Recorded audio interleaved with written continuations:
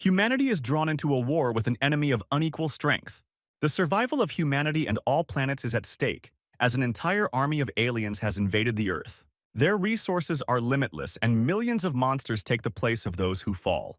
And this army is led by a dragon. And this word does not convey all the chthonic horror that these monsters represent. The magic of another world leaked through the cracks in the gates, and psionics, people with superpowers, awakened on Earth. The road to victory was paved with the lives of countless psychers, but they will return. This victory was not final, the prophecy said. In 15 years, the war will flare up again with an even greater fire, said the oracle. People created the ARC organization, which recruited gifted psychers from childhood, to prepare a new generation of superhumans for this battle. The years flew by quickly until there were only 3 summers left until the decisive battle. The psycher in the auto armor fired a heavy, high-caliber rifle. The invaders' skulls burst like ripe watermelons, but their hordes simply absorbed clip after clip without diminishing in number.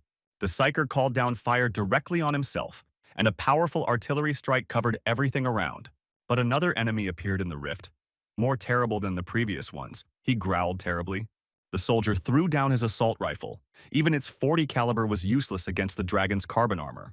Everything was consumed by fire, the car armor melted, unable to withstand the heat. Red was engulfed in flames. He was burning alive and felt his body evaporating. Oh, damn it, this stupid dream again, the old soldier exhaled. Today was the day the new recruits arrived, he remembered. Chinooks were already rushing towards the remote base on the island, with a new set of psychers. Li Han flew with other 10-year-old boys, strapped in next to each other. Li Han, only 10 years old and already gathered a gang of orphan thieves. The major read his case. Don't worry, said the major. No one will send the child to prison. He had heard about the ARC, an organization that gathers and trains gifted psychers who has not heard of them at this time, and he is one of them, the boy asked. He will not be an ordinary psycher. In the future, he will save humanity. He will be able to forget about hunger and slums. They will give him everything. The major did not even finish. So they will only feed him, and all the younger brothers and sisters will continue to go hungry, the guy interrupted the major. If they want to take him to the ARC, they must take care of them. Food, nutrition, education. The little boy looked sternly with a non-childish look. Okay, the major answered after a short thought. The guy's determination shocked him. He will take responsibility for the people dear to him. However, this will only happen as long as he remains in the ARC as a psycher. The major set his condition. Of course, the boy answered him, his voice not even beginning to break. So he found himself at the ARC base and got off the ship with a small bag of belongings. Li Han remembered how the major told him about the ranks of psychers. He was assigned the lowest rank, so try to survive at any cost. Li Han recalled his words as he walked through the base.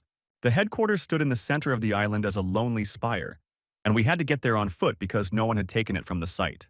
He was a trained psycher, he controlled a boulder in his palm, he was blonde. The air around him was distorted by ESI waves. The other boys stood with their mouths open. It was the first time they had seen anyone use abilities, and they took them because the detector beeped louder than usual. A curly-haired boy with dark skin was kneeling in front of everyone, rubbing his bruised cheek and crying. I wonder if they'll send him home if he breaks it. There's no place for weaklings here, the blonde mocked. You'll thank me later? He took aim with a stone. Get out, said the blonde man, and threw the stone as if it had come from a sling. The cobblestone slapped loudly against Li Han's palm. It was painful, but he didn't wince and caught the stone almost on reflex. Slowly, somehow, even with a hand it would have been faster, said Li Han. Who is so brave here? Asked the blonde boy, twisting his face in anger. He wanted to immediately earn a frightening authority in the group. Whoever teaches him manners, Li Han replied, and threw a stone on the ground in front of them, and they immediately started fighting. Listen up, scum, came Sergeant Red's voice, and the boys stopped immediately. Everyone stepped aside to let the sergeant through to the instigators of the fight. Both of you, step forward, get out of line, the sergeant ordered them. Identify yourselves. Del Simon, the first to introduce himself, was the blonde, standing at attention. Li Han, the guy from the slums, gave his name. Del Simon has already been trained and his special skill has already manifested itself, right? Asked Sergeant Red. I only have psychokinesis, Simon replied. What kind of skill surprised Li Han, who had not heard of it before? Is that true? Red asked, and suddenly punched the 10-year-old boy in the stomach. So much arrogance for such a trifle. What kind of trash? Red muttered, while Simon couldn't even breathe from the pain. The next Li Han, right? The sergeant looked at the second brat in front of him. Helping the weak is a good thing, the sergeant said, and it was clear he had been watching them from the start but had not interfered. However, he said, Lee Han also received a blow to the gut. Without a powerful ability, he is even more trash. In 3 weeks, their first course will start. If they don't master psychokinesis in that time, they will be kicked out of here, Red told everyone else. Forgot to introduce myself, your personal guide in hell. Who will turn you into runts, elite soldiers who will face the dragon, said Red. That's all for the greetings. Training starts now. Let's run in a circle. From the fence to dinner, Red commanded. What the devils have risen up, run and march, the terrible sergeant growled at them. Whoever gives up will be thrown out immediately, he shouted, and they ran, running. This is what Lee Han had been doing all his life. This kind of rude treatment was nothing new to him, but for others the test of will was too much. Useless slugs, stop getting in the way and go back home to rot, the sergeant growled. 2 to go. Came to Lee Han on the next lap. He took the tem and held it. Such a load could not break him. But what he was really worried about was his PSI ability. Could he use it as easily as Simon? The blonde ran a little ahead of Lee Han. Whether he even had it, Lee Han doubted. Not only his future depended on it. You're a piece of trash, Red said to the curly-haired boy who had just collapsed from exhaustion in front of him. Go sleep at home, said the sergeant. I don't think I can get up, whispered the boy. He hadn't given up yet. Lee Han decided to help him almost instinctively. That's right, Khan looked at the dark-skinned boy. Yes, he answered uncertainly. They continued running together, Lee Han supporting the curly-haired man, and when they were finally exhausted, Sergeant Red gave the command to stop. There were 40 of the 73 left, Red said as they all fell to the ground, quickly weeding out the weakest of the weak who would have left anyway. Today is lights out. Tomorrow the real training will begin. Every morning everyone will run. Just as much as today, he said. The boys immediately gave up the ghost, horrified by this news. The next day their training in the Ark began. They got up at 5 in the morning and started jogging. At 8 in the morning, breakfast was in the first-year cadets' dining hall. The food was modest but nutritious, and for Lee Han it seemed like a feast. At 9, there was a lecture in the assembly hall where they were taught to control PSI waves in the body. They had to learn to collect them inside. Lee Han chose his heart to collect his own PSI waves. At 12:30, Lee Han took the tray and looked for a place to sit. Let's have lunch together, Kuro, he suggested to the curly-haired guy he had helped earlier and sat down next to him. Come on, he answered timidly. He became Khan's first friend not only in the Ark, but also in life. Bon appetit. Lee Han cheerfully wished her friend to eat until he was full. In warmth and cleanliness was a joy for him. Simon was walking past. They hadn't gotten along from the start and were always competing. The genius and the simpleton. I heard Simon went to a school for gifted children, Kuro said. Now I understand why he's so arrogant, Han replied. As sad as it sounds, he already has the ability. I hope they will get it too in 3 weeks, Khan said. Well, he can use it now, Kuro replied guiltily, making it clear that Han was the only one lagging behind. Is it true Khan was horrified?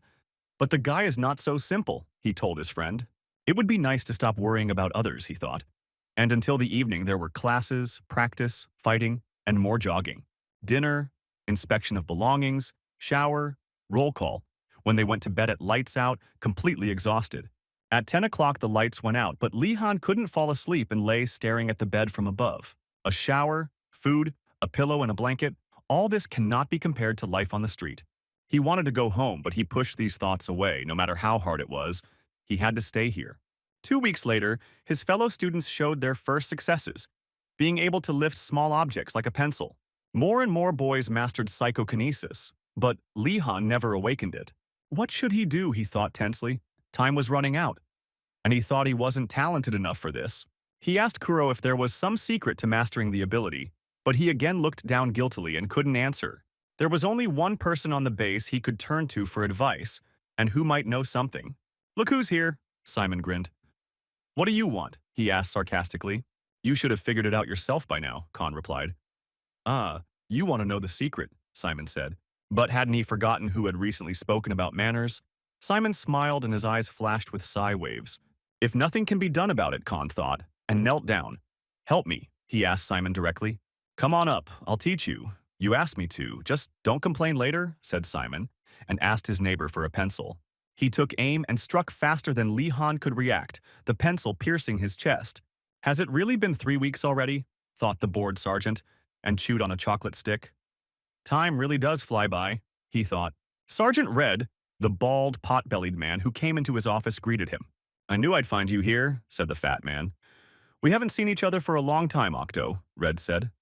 Hello, but what's with that stench? You can't have sweets here, Octo muttered through his pinched nose.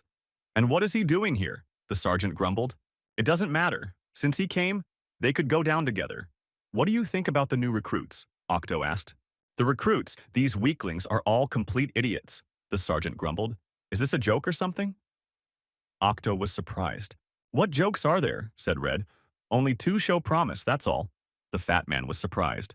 Del Simon is good, but his character is so-so. At the moment, he is already the strongest of all in the first stage of preparation. Simon, he might be the last genius from the UK training center. I have high hopes for him. Octo scratched his chin. There's a second brat mature beyond his years, Red said. Very reliable. The most morally resilient of all the recruits. He would have made an ideal soldier in the future, Red thought regretfully. However, the Ark does not need ordinary soldiers but superhumans. Without PSI abilities, Lee Han has nothing to do here, he recalled the past. On the way I heard something, you know what the kids call you? Asked Octo. Something like son of a dog? Red grinned. They lined up in front of the sergeant. Red looked sternly at his 40 recruits. The first course starts today, he announced. However, this only applies to those of them who have mastered the basic skills of a psyker, Red said. Lee Han shrank. Kuro, who was standing in line next to him, did too, but he wasn't worried about himself. There must be an external basic manifestation. The eyes must light up. They must show at least this in order to stay in the ranks, Red shouted. His eyes flashed red. Having mastered the basic manifestation, they stood in line next to the specialist, he ordered. The rest of the agents who would take them to the helipad.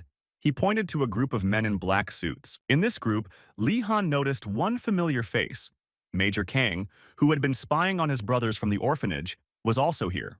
Stop holding everyone back, Red urged. Not everyone had managed to master psychokinesis, and with tears in their eyes, they left for the agents.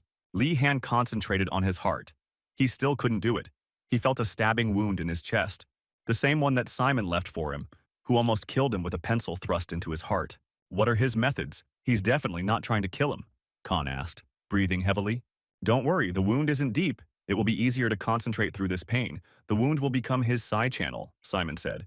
Imagine pulling psi waves through them. Just holding your hand on your chest won't do anything, Simon said. It turns out he knew that his channel was in the heart. Khan was surprised at how well Simon understood psi waves. From that very day on, he began to feel the energy that seemed to have been lost. But Lee Han was tense about what to do to let her out. There was only him left. Stop standing there and shaking. Time is up, Sergeant Red shouted at him. But when Khan didn't listen to him and continued to stand, Red got even more angry. Pathetic weakling. Why try so hard if nothing works, he thought. Red walked towards Lee Han. There was no point in just standing there. A miracle wouldn't happen.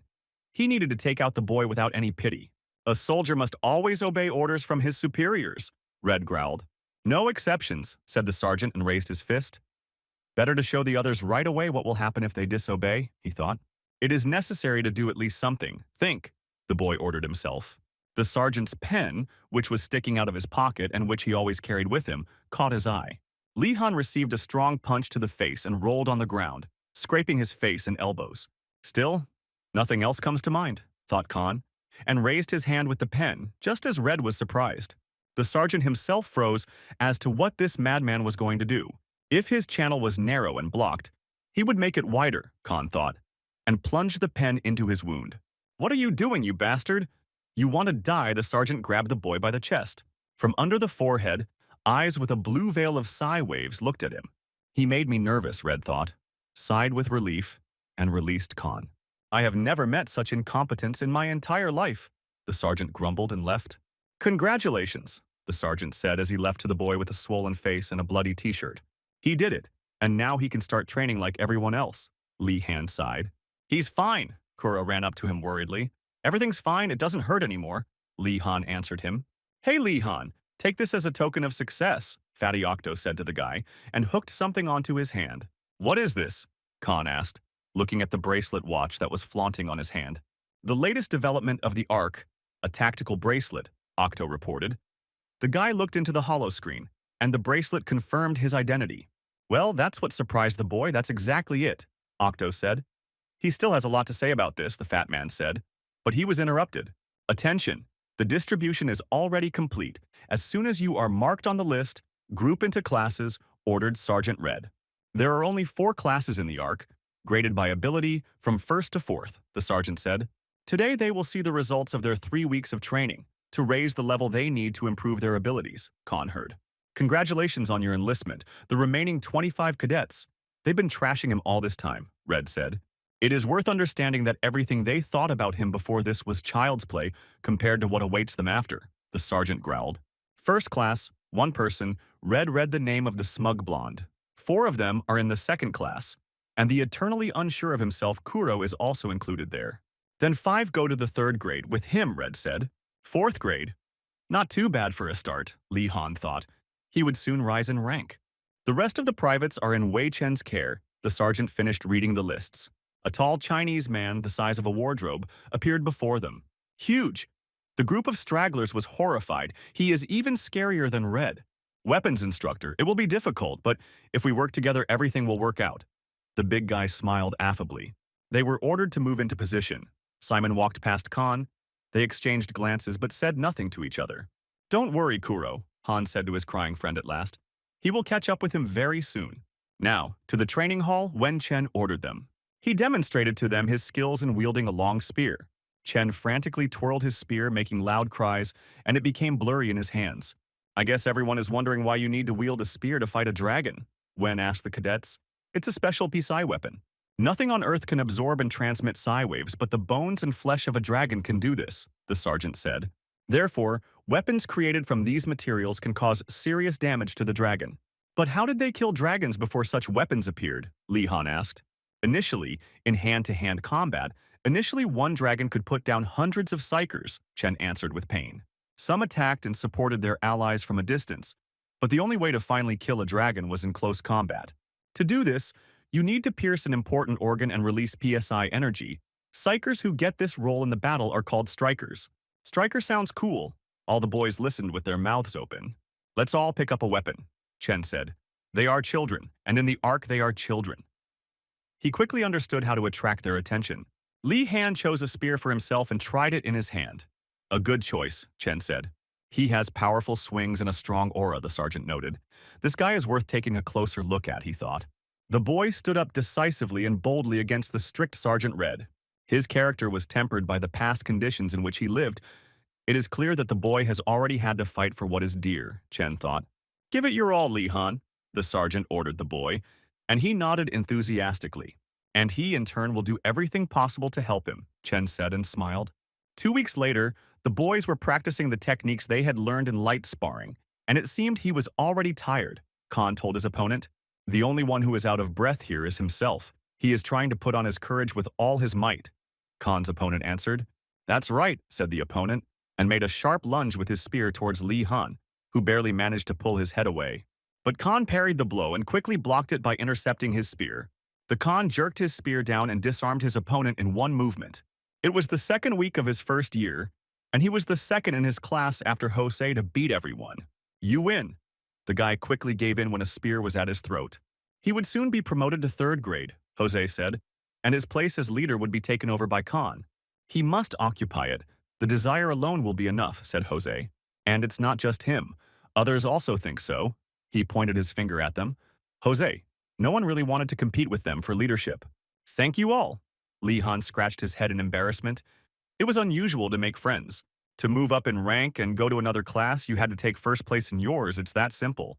Sergeant Red looked at him as if he were a lower life form. No way. The sergeant's answer sounded heavy as a sentence. Sergeant Red was a real pain in the ass. He got on everyone's nerves, the cadet said in the gym. And he will fight with a first-year student. Word for word, they brought Khan to the stadium where everyone gathered to watch his fight. Red toasted a marshmallow stick in his mouth using pyrokinesis to make it taste better. Come on, first year, get a pass to the nurses at the hospital, the 2nd-year students shouted from the windows. Snotty puppies, Red muttered, have caused God knows what trouble here. And that no one else wants to become the class leader, this slowpoke can only catch psi waves every other time. Do you want to trust him? Red asked. Idiots. Why do you believe in this brat so much? Red sighed. He himself wanted to know why he believed in it. Catch, Red said, after breaking the mop and throwing the stick to Li Han. I heard he is the best in martial arts. Let him prove it in a duel, said the sergeant. But it is sharp, said the boy. Are you really worried that a brat like you could hurt me? Red asked sternly. Will you fight with your bare hands? The boy asked the sergeant who stood in front of him. Naturally, it's not an equal fight with a child, the sergeant replied. The rules are simple. If any part of his body touches the ground, Li Han wins. Hands or knees doesn't matter, but if not, accept it, the sergeant said. This option did not suit him, Li Han replied.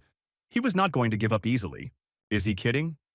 Even though he's good, the instructor is no match for him. The first-year students were talking when Simon walked past. Li Han attacked first, confident in his spear skills. Red easily dodged his blows, but then the boy quickly jumped up. Red easily intercepted the puny boy and drove his knee into his liver. The Khan fell to the ground, wincing in pain, and the sergeant raised his leg to strike. He stamped loudly on the ground because at the last moment the guy rolled to the side. He almost finished him off. Li Han was horrified. He was breathing heavily after the blow. It's all written on their faces, what kind of dragons they are. Even a regular mob would be enough to kill them, Red said. So what if he's weak? The monsters don't care and neither do I, Red said. When you meet them, you feel real fear, said the sergeant. Lost in memories for a second? Sergeant, Khan addressed him. So his weapon is his tongue, declared the cheeky boy, rising to his feet. Okay, Red continued, and went on the attack himself. He grabbed the boy's stick and threw him along with the remains of the mop. The guy rolled away, and red liquid flowed down Red's cheek, just when he had time to be surprised. Like an ancient hunter, Li Han rushed at the sergeant as if he were prey, spear in hand. He needed to calculate his attacks, Red thought, and instinctively dodged to the side. He stood in the center, barely moving. The boy spun and struck faster and faster. It wasn't for nothing that Chen praised the kid, Red grinned. The sergeant thought with anticipation, and his eyes lit up blue. This time I won't dodge, the sergeant decided, and began to wait for the boy's wide swing. The mop cut through the sergeant's shirt and shattered into pieces on impact, the boy giving it his all. But now his weapon was useless. The sergeant took the fragment from his clothes and looked menacingly at the boy. This is the end, said the sergeant, grabbing Li Han by the throat like a kitten and lifting him above him. Surrender, Li Han, the sergeant demanded from the freshman. But when the boy didn't listen to him, Red released the psi power of their hands, and Khan's throat began to burn like fire. Surrender or die, the sergeant ordered him angrily, but the boy only writhed in his arms. I will never give up, said the boy, although he was already losing consciousness from the pain. Sergeant Chen ran through the crowd of first years, pushing his way through them. Enough, Red. The big guy was seriously going to finish off the kid, he shouted. What a pity no one lost, said Red and threw the boy away. Good-natured Chen couldn't understand this, so he grabbed Li Han in his arms. The methods of the Ark go beyond all boundaries of humanity, Chen said. Everyone shut up, Sergeant Red interrupted the murmur in the stadium. Since he didn't give up, for his courage and diligence, he deserves a promotion.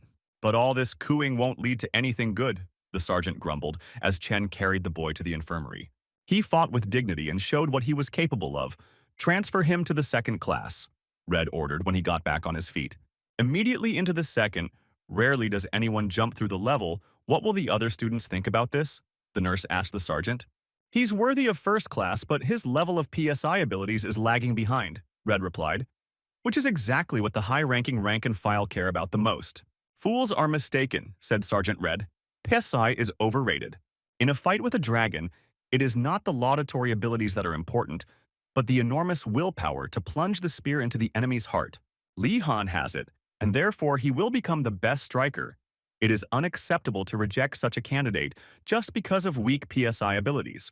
Maybe in the future he will become the savior of the world, Red said. It was the first time he heard someone spoken of with such admiration. Doesn't he hate him? The sister asked. On the contrary, I like him very much, Red answered, and was awarded a contemptuous look. A lover of tormenting people, she said. Is he coming in or what? Instructor Chen? Asked the sergeant's sister who came to visit the boy a week later. Yes, the oaf hesitated uncertainly, standing there, as if caught red-handed, holding a basket of fruit in his hand. You brought a present, so why don't you come in? His sister asked. I didn't want to interrupt him, he said, pointing to the window in the door of the ward. Li Han, fully recovered from his wounds and bruises, tried to roll the ball with psychokinesis. Now he felt psi waves in himself, and he could move them, but it was weak. When he finally filled it with PSI waves, even the nurse and Chen were happy and gave each other high fives. The boy is a master of concentration, the sergeant said, as they turned away from each other in embarrassment. And the nurse answered him. Khan sighed heavily, barely moving the ball. He was practicing when the fencing instructor entered the room. We haven't seen each other for a long time, Khan. How is she? He asked the boy kindly. Instructor Wei, Han greeted. Everything is fine thanks to him, he replied. I brought you something to eat, said the sergeant and put the basket down. Khan immediately thanked him. Tomorrow is his first day of second grade. It's good that he spent his time usefully and developed his PSI, said the sergeant, peeling an apple. His PSI is still below average. It would be a good idea to train his ESI level before he is discharged, Khan replied. A wise decision. A striker must not only be good at fighting but also have psychokinesis, Wei replied. Mostly, fights with dragons are fought in the air, the instructor said. If you drop a weapon, you need to somehow return it. Where was Wei going so late when the foster nurse in the infirmary asked? And the sergeant answered her for a minute. They arrived at the training hall when there was no one there, and it was almost time for lights out. Based on his abilities, the likelihood of him awakening the trait is extremely low, Wei said. Others are capable of starting fires, teleporting, or delivering electric shocks. But he'd better forget about it. But then how to fight, you ask? Wei's eyes lit up blue. Focus on training psychokinesis, it will become his trait, Wei said, the spear spinning around him with furious force. The guy realized that he had to concentrate on one direction. Psi abilities are like muscles. The more you use them, the stronger they become, he said, walking along the wooden planks like a ladder. The initial possession of PSI abilities is simply an illusion. Their generation has greater potential, Wei said. Don't you dare give up and keep training hard, the big guy wished him. That's right, Li Han replied, and he became quite inspired, knowing what to do next. The next day he stood in front of the class for a long time. And when he wanted to enter, he ran into a tall cadet. What? Who dared? Asked the shaved cadet and looked down. About Li Han, the shaved guy recognized him and patted him on the shoulder, where Han asked from. And the leader of Class 2 told him that everyone knew about him. He is the leader of the second class, Dmitry Petrov. The shaved guy introduced himself and extended his hand. Is there a shorter version? Li Han asked. He could hardly pronounce everything. Just Diamond, he said. I hope we get along. They shook hands. He's on time. Now is just the time for duels, said Dmitry, and called Khan to follow him. Martial arts were the best form of training for him, Han thought. He was determined. He was constantly choking on his thoughts that he was too weak, that he didn't have enough control. Sai. The guy took the stick. But in an armed fight, he could finally breathe freely. Like balm for the soul, thought Khan, and rushed forward with his spear at the ready. In the blink of an eye, he laid out all the guys who barely knew how to handle a weapon and dared to use it. Did you have fun? He asked his classmates lying on the ground. Another curly-haired and cowardly boy was hiding among them. Kuro's trait is psychokinesis, Han shouted at the beaten guys. He knew what they were doing to him. It was fun to humiliate someone who was not so physically developed, Khan shouted.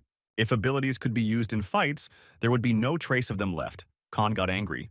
This guy is definitely not a loser. I want to fight him. Dmitry smiled a wild grin. What are you doing, Kuro? Attack? His classmate called out with a sword in his hand. It wasn't his turn now. Another stopped him. He also wanted to make fun of the weakling who was beating them in other disciplines. Help, Kuro asked. He remembered how one brave friend once stood up for him. And here again, he beat up in one moment all the hooligans who were bullying him. It doesn't seem to him that Kuro was crying again, watching this devastation.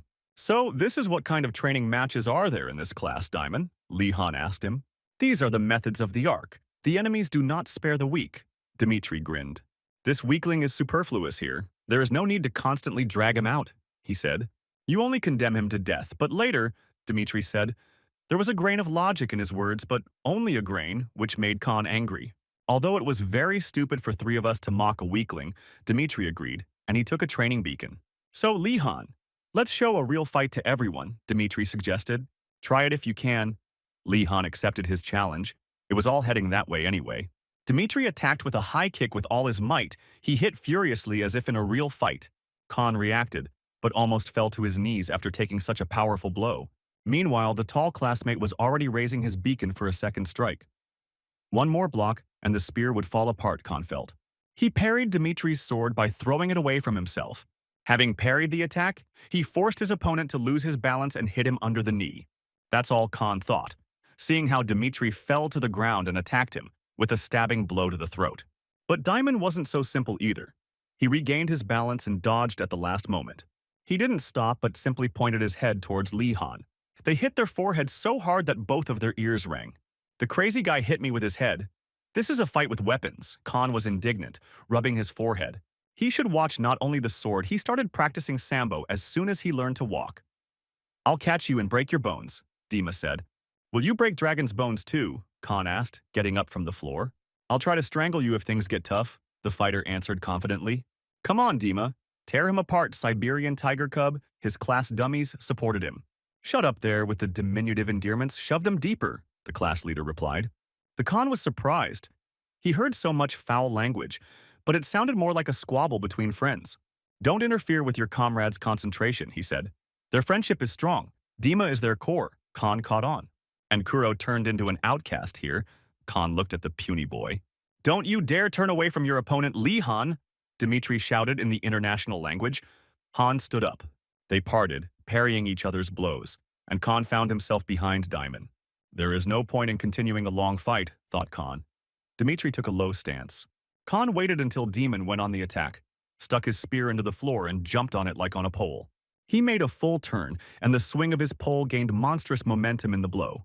Their weapons exploded with a crash from the powerful contact. Khan realized he had been aiming at the spear from the very beginning. But why did he ask himself when he saw Dmitri quickly approaching him with bare hands? To the loud shouts of his classmates, Dmitri grabbed him and offered him a submission hold by performing an elbow lever. Give in, there's nothing else left if you want a whole hand, he said.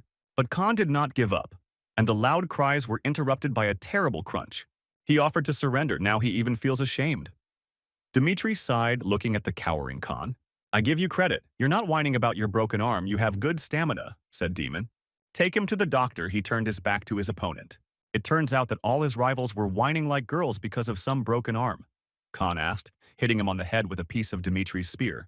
Get up, wimp, it's not over yet, Han shouted to the lying class leader. You're good, Dmitri whispered unconsciously and passed out with his finger up. What the hell? Dmitri jumped up, barely opening his eyes. He had just been in the gym. The fighter didn't understand why he was lying here. Li Han was lying nearby with his arm in a cast, watching the video on the bracelet's hollow screen. Well done. Khan exceeded all expectations. The major congratulated him in the message as he promised. His family is in good health, don't worry, said Khan. I'll send a video as proof next time, he said, but Khan was glad to hear that too. He looked at the photo of his younger children next to the major and shed tears. At least they weren't on the street. They are fine. They have even put on weight, Khan thought. It was worth his efforts. Woke up, Diamond. Can you help me scroll through the photo? Khan asked. It was inconvenient to do it with one hand. Okay, agreed the confused class leader. He didn't know how to react because his opponent wasn't angry with him at all. What nonsense, why is he asking him about this? Asked Diamond. Do you see the broken arm? Answered Khan. He has a crack in the back of his head, he hit from behind like a coward, Diamond grumbled. It's his own fault that he turned his back, the Ark's methods are correct. Khan responded to this. There was nothing to say in response to this, and Dmitri fell silent. I want you to know that I have nothing against it, even though I was in a bad mood, Li Han said. Likewise, let's fight properly next time, Dmitri suggested. I think that he did the right thing with Kuro. Li Han lowered his gaze. It was enough to be nearby and not fight with his offenders. This is not the street. You can't solve other people's problems for them, Khan thought. I understand, Dmitri answered, but it is possible that they simply will not survive the second course, Dmitri said. What did he just say? Li Han tensed up. He had never heard of such a thing. And where are they going? He asked Dmitri, who was leading him through the corridors. It's better if you see everything yourself, he answered. Resuscitation is a place where a person is considered alive as long as he breathes, Dmitri said. A wounded soldier and several doctors were being carried past on a gurney. What's going on? Khan was amazed. They're not at war, so where did the wounds come from? Now you understand how difficult his training program is, said Dmitri, watching the trolley go by. Aren't they the same age? Khan wondered. But that guy looked like a grown-up. Dmitri is also tall. He looks more like an instructor, Khan asked. When they move on to the second year, privates are given a mutagen, Dmitri said. It accelerates growth, turns a person into an adult. In one go, Khan heard shocking news. In just 3 years, they will have to kill dragons, have you forgotten? Diamond said. No one will wait for them to grow naturally. Fine, Khan replied. I always wanted to grow up faster, he said, and memories came flooding back. In order to survive, he went to great lengths, stole, and avoided crazy chases. Each time he had to face adults who were faster and stronger. They beat him and took away his loot, food, money, if they managed to get something. Well, this is his happy childhood. Surviving is what's more important, said the boy. Compared to the other weaklings, he has balls of steel. Dmitri grinned. That's right, it's time to go back. Khan answered sadly. Nothing in his life had come easy. From this day on, you will undergo airborne training, Sergeant Red, wearing a maroon beret, told them. Remember everything you've learned. If you don't remember, you'll die. We're moving out at 16:30. Check your equipment, he ordered. We just got back, and here we are training in the air. You already miss your hospital bed and beautiful nurses, asked Dmitri. We are both 10. What are you talking about, thought Lihan, looking at Demon. I noticed that the bags were filled to the brim with dry rations, said Lihan, examining everything. This is not an ordinary training session, Khan looked at Dmitri. Some are already eating their food, a pitiful sight. They don't even think with their brains, Dmitri grimaced. But then he noticed a familiar face and clapped Khan on the shoulder. Look, this fool is here too. The last genius of Little Britain? The bastard is also here? How I want to give him a beating, said Dmitri. Now is not the time for that, Khan noted. Why are they staring at him like that, Simon thought as he saw the second class. Khan looked at Kuro, who, as always, had shrunk and was anxiously waiting for what would happen next. Stop squashing your buns, shouted Sergeant Red. Everyone on board, he gave the command. The cadets replied, yes, sir, and dashed into the transport helicopter. It's time for them too, Red said to the other instructors as they loaded up their fighters. This is the last time we'll coddle these brats, Red said.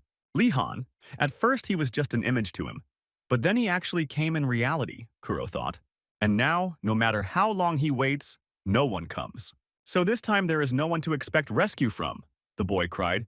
He almost got hurt when he hit the branches, but now his parachute is tangled in the trees. An hour earlier, they had taken off from the base to a neighboring island. How much longer would the flight be, the cadets wondered, and they were nervous before the first jump. The Ark base was tiny at such a distance. The tactical bracelet told them that they were over the landing point. The mission was to survive on a desert island. There was enough food in each bag for 2 days, then dance as you please. Sergeant Red consoled them. They were on duty by the water so that no one would drown. Why, suddenly, training on an uninhabited island? 2 whole days on the island, the naive cadets whispered, not yet knowing that they had not been given enough food for the entire period. Come on, it's fun, just like going on a hike, Dmitri said to calm his neighbors. Don't worry, we'll come back for the survivors in 7 days, the kind sergeant consoled. He'll have to survive for a week. Kuro was horrified, and Lihan looked at the brat with concern, wondering if he could handle it. Red fished one cadet out of the water who had lost control of his parachute. This is the last loser, the sergeant asked his partner. Yes, sir, he replied, checking the data from his tactical bracelet on the holoscreen. The beacons of the other cadets were on the island. Everyone is moving, Red asked, just in case, and his partner answered, at first they were loners, but now they have united in groups. Are these children? There are no innocents among them. Thinking in the right direction, Red said, there are different ways to get provisions on the island. Where there are no rules and observers, everything can be solved by force. Red remembered the ancient law of life. The hunt for weaklings has already begun. Why go hungry? The big guy said to his victim. Thanks for the food. I will remember you while filling my stomach. Everything was still intact? How wonderful. They immediately began to share the dry rations. Don't forget to leave it for the squad leader, the big guy said. Carl, look at this, he called him. Idiots. The guy in the bandana with the straw-colored hair replied rudely. They were told to take as much food as they could before sunset. What do they think he did this in order to engage in division? He asked his gang.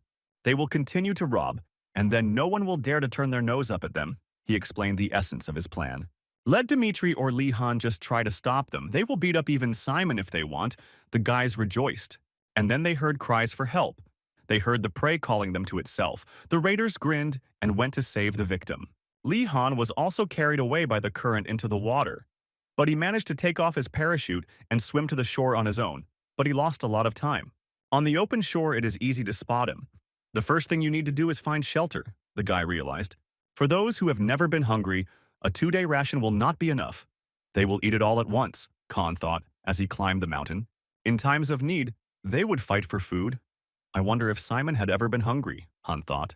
Why are you chasing? Simon asked Dmitri, who was breathing heavily because he was running.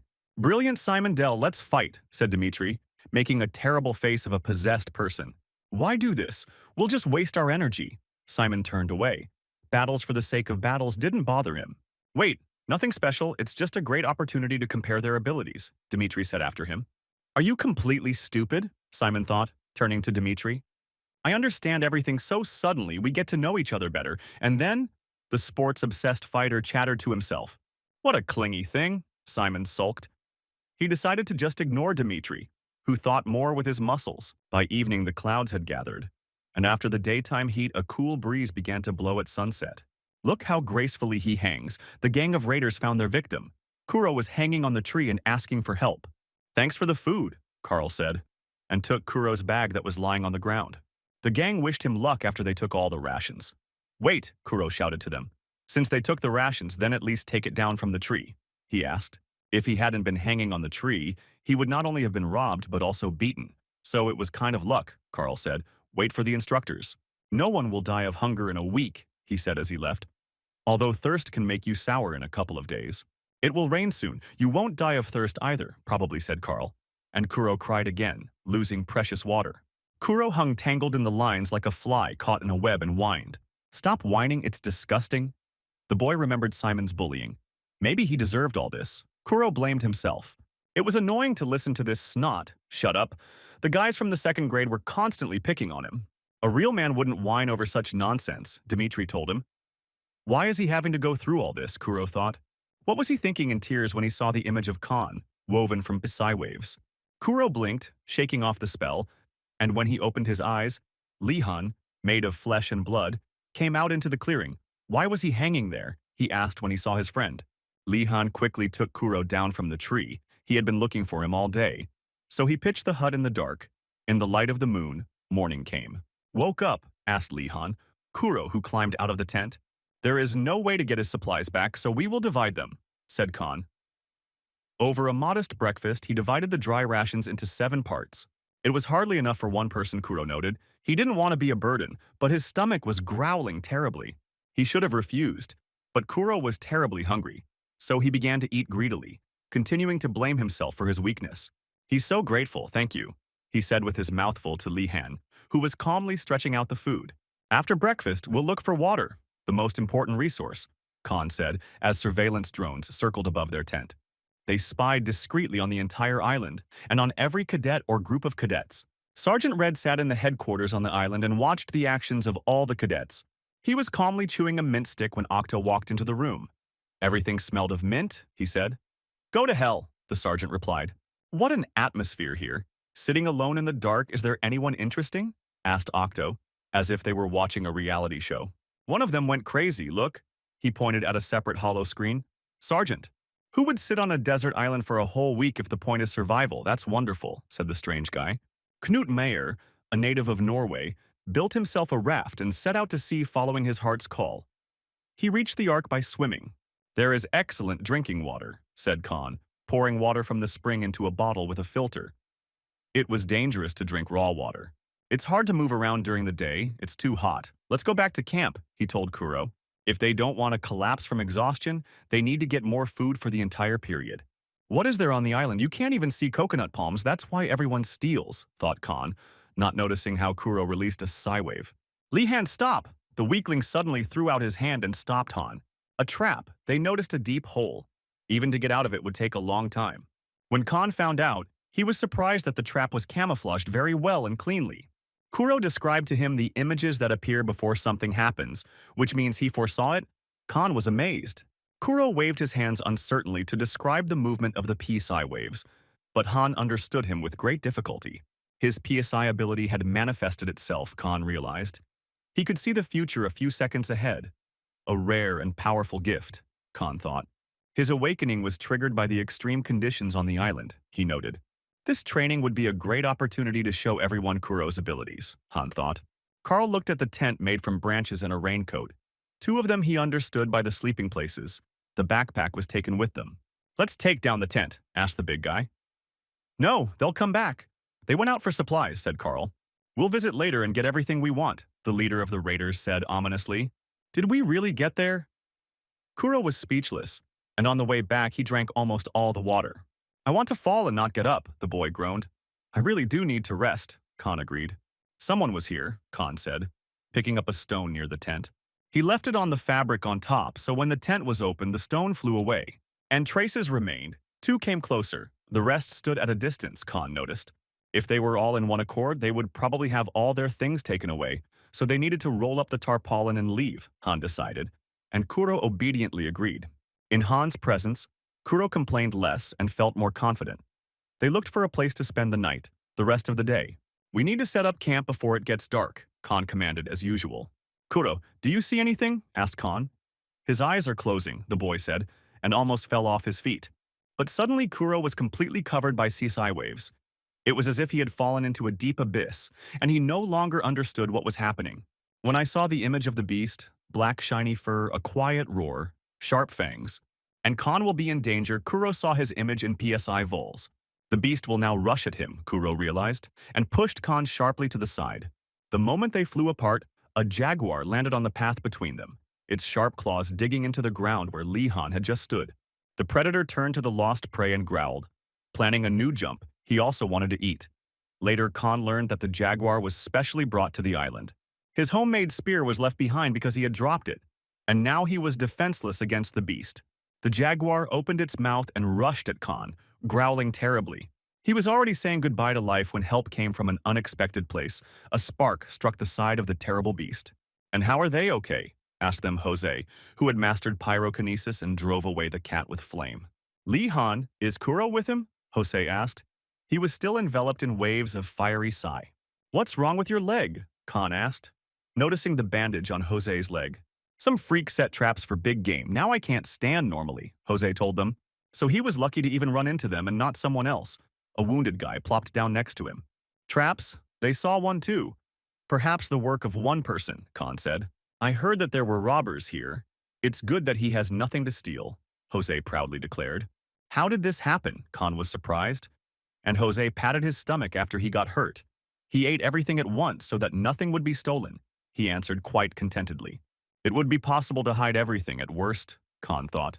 "Let's look for shelter," he said, the moonlit night helping them in their search. Carl was reminiscing about the past while sitting by the fire when they were at the airport and the sensors went off, his father told him.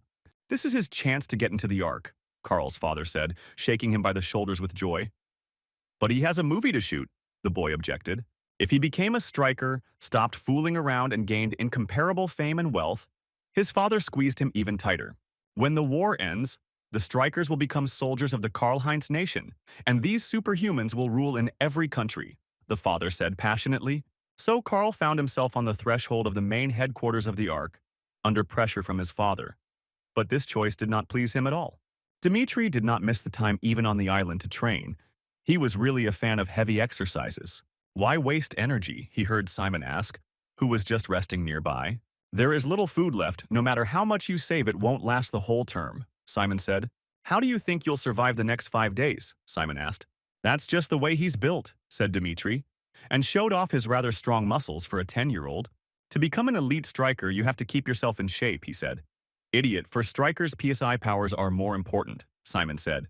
"Oh, I miss Lee Han. He was the only one who was able to defeat him with a weapon in a fight," Dmitri said. He understood how to tease Simon. Lai Han heard Simon's hated name. The spirit of rivalry immediately awakened in him. "They had already met in a duel?" he asked. "Excellent." He fell for the provocation, Dmitri thought to himself. He will have to thank Lee Han for giving him the opportunity to fight him. "Good morning, everyone," said Khan, entering the cave. It was dry there and smoke from the fire was rising from the ceiling. "I propose that we stick together until the very end," Khan said. He and Kuro will get food and firewood for the fire. Khan divided up the duties. Jose will defend the shelter since he can't walk anyway. The guy nodded in agreement. "It's okay that he can't walk. His fire ability is very useful," Khan said. "You can cook food. Light the way." "With fire, the problem of supplies no longer seems so terrible," said Khan. They came to a lake where there were plenty of fish. "How to fish? They don't even have fishing rods or nets," asked Kuro. "There is something better than this," answered Khan. "Thank you," said Han. Yesterday, Kuro saved him and found him shelter. At first, it seemed to him that helping Kuro was the only right decision, Han said thoughtfully. But then he thought that this was wrong, because what awaited them next was a real nightmare, which everyone had to go through personally. However, the last couple of days on the island convinced him that Kuro, the PSI genius, pointed the finger at Han's boyfriend. "Because he is strong enough to not only protect himself but also others," Khan said. "And now they will help each other until the very end." As true friends and comrades, Khan said, each has his own strengths and can be useful in the squad, he felt. In an orphanage in Japan, he was just a child without a name, a stranger among strangers. They started calling him Kuro, which means black in Japanese because of his skin color, and they constantly teased him for his soft nature. And now, he has a friend and he believes in him. For the first time, Kuro felt confidence and strength. Incredibly, he is even cooler than thought, Han said. He directed Kuro's actions. He looked into the water at the fish that swam quickly. They didn't know how to fish, but there were other ways to get fish. Kuro saw her image in the future, the place where the fish would appear in a few seconds. He clearly saw where she would swim, and he never ceased to be amazed at his abilities. Kuro is a genius who mastered psychokinesis before joining the Ark. They can easily catch fish without equipment if they combine his abilities. Now, said the boy, and applied psychokinesis to the fish at the right moment. The fish jumped out of the water. On the third day, they were doing great. Kuro was able to catch 8 fish in one morning, which was more than enough. Jose will be pleased, said Kuro. This little bastard definitely has a hole in his stomach, said Khan. The Khan was the first to notice something was wrong, and without thinking, he rushed to the camp, ordering Kuro to wait at the top. He found Jose in their hideout, beaten and unconscious, the hideout ransacked. Catch. Dimitri threw Simon a sword, one of those training ones that he always carried with him. He guessed that this would not be just a training session, and even took swords with him, Simon noted. I want to learn to fight with a weapon in both hands, said the sports fan. Although Simon didn't ask about that, so why did he agree? Asked Dimitri. If they really fought on equal terms with Li Han, then he is the leader of the second class, Dmitry Petrov, Simon answered him. Since he will be transferred to the first class soon, I would like to see what he is capable of, said the British genius, and stood up. Excellent, said Dmitri, and out of excitement he even switched to his native language. Let's start, he gave the command, and they rushed towards each other almost simultaneously. Simon attacked from a low position. Dmitri raised his sword up for a powerful blow and was now vulnerable. But Simon stopped abruptly, and Diamond's shot whistled past. At the same moment, Simon counterattacked into the unprotected side. And that's all, he thought. Dmitri grinned, who only became more excited from what he had missed. Dmitri drove Simon away with a wide swing, and when he jumped back, he began to pursue him. The greater distance was only to his advantage. Diamond had the advantage in height and arm length, so he began to push back the blonde. He barely dodged the powerful attacks, each of which could have been his last. Simon adjusted to the rhythm of his opponent, and having calculated his movements, slid behind Diamond's back after his swing. A nimble bastard has snuck up from behind. I need to be more careful, thought Dmitri, barely ducking from the blow. Simon took advantage of the pause and delivered a quick thrust to the head, forcing Dmitri to lean even lower. He fell to the ground and, having gained a foothold, knocked the weapon out of Simon's hands. Then, he quickly rolled over and stood in a stance. That's it. He grinned and rushed towards the unarmed opponent. But he flew past because Simon's sword hit him in the back of the head. He used psychokinesis for only a second, but it was enough. Sorry, in a fair fight he would have definitely won, but they are psychers, I told you, Simon said. I wonder if Li Han is stronger than this idiot, he thought. Jose, shouted Khan. Don't shout like that, my ears hurt. Their partner came to his senses. They made a fire in the cave and waited for Jose to tell them everything. He looked extremely rumpled. Karl-Heinz and his hangers-on. Jose told them everything. There are 7 people in his gang. They took all the supplies, but they still have to come back. So it's better to find another place, Jose said in a weak voice. He got it badly. No, he would never run away. And he would not let the freaks who bullied his friends get away with it, Khan said. While there is still time, let's look for a new shelter. Let them think that victory is theirs, the guys decided. We'll set up an ambush and attack after sunset, said Khan. He had already thought of everything. As night fell, he and Kuro approached the raiders' camp. They took refuge in their cave, as expected, Khan whispered. The enemies did not look for a new refuge. Start when you're ready, Kuro, Han told him, and the boy nodded. He couldn't do it alone, but together they could take on all these bastards, Khan whispered, their rivals wandering carefree around the cave. Li Han is his friend and the only one who believes in him. He will never let him down, Kuro thought, and concentrated. He summoned waves of psychokinesis as strong as he could muster, and lifted several rocks into the air. Together with the ability to foresee, he could know where to hit even in the dark. The stones flew right on target. A trap, the sentries shouted. The rest of those in the cave need to get out, Carl said. They were trapped in the cave. When they jumped out, a couple of people from the squad had already dropped out of the fight. They had been hit very painfully by a stone. These bastards are throwing stones from the bushes. Run there, the raiders shouted. But Kuro saw their every step. Hitting them was even easier than throwing balls at targets in the gym, because now he could predict the target's movement. As soon as the guys stopped, Li Han jumped out of the bushes at them with a spear. In the blink of an eye, he laid waste to everyone in close combat, without any mercy for his opponents. There was only one Carl left who, like all leaders of this type, always kept to himself. Li Han single-handedly took out 6 people. It was impossible, he thought, as he wiped the blood from the scratch on his cheek. He's not alone. Who else is here? Asked Carl. He was still confident. Come out, Kuro. He's on his own from now on, said Li Han, and a shooter appeared behind him. 2 losers defeated all the raiders. Carl became furious. They came to avenge Jose. This is not a training fight, so expect no mercy, Khan openly stated. Enough chatter. Carl reached for the sword of one of his accomplices. He just needed to win. Now he will crush him, said Carl. Although this is not training, Khan still decided to arrange a duel. Go ahead and try it, Li Han replied confidently, and prepared to fight. Carl attacked first, as the spear gave Khan the advantage of range.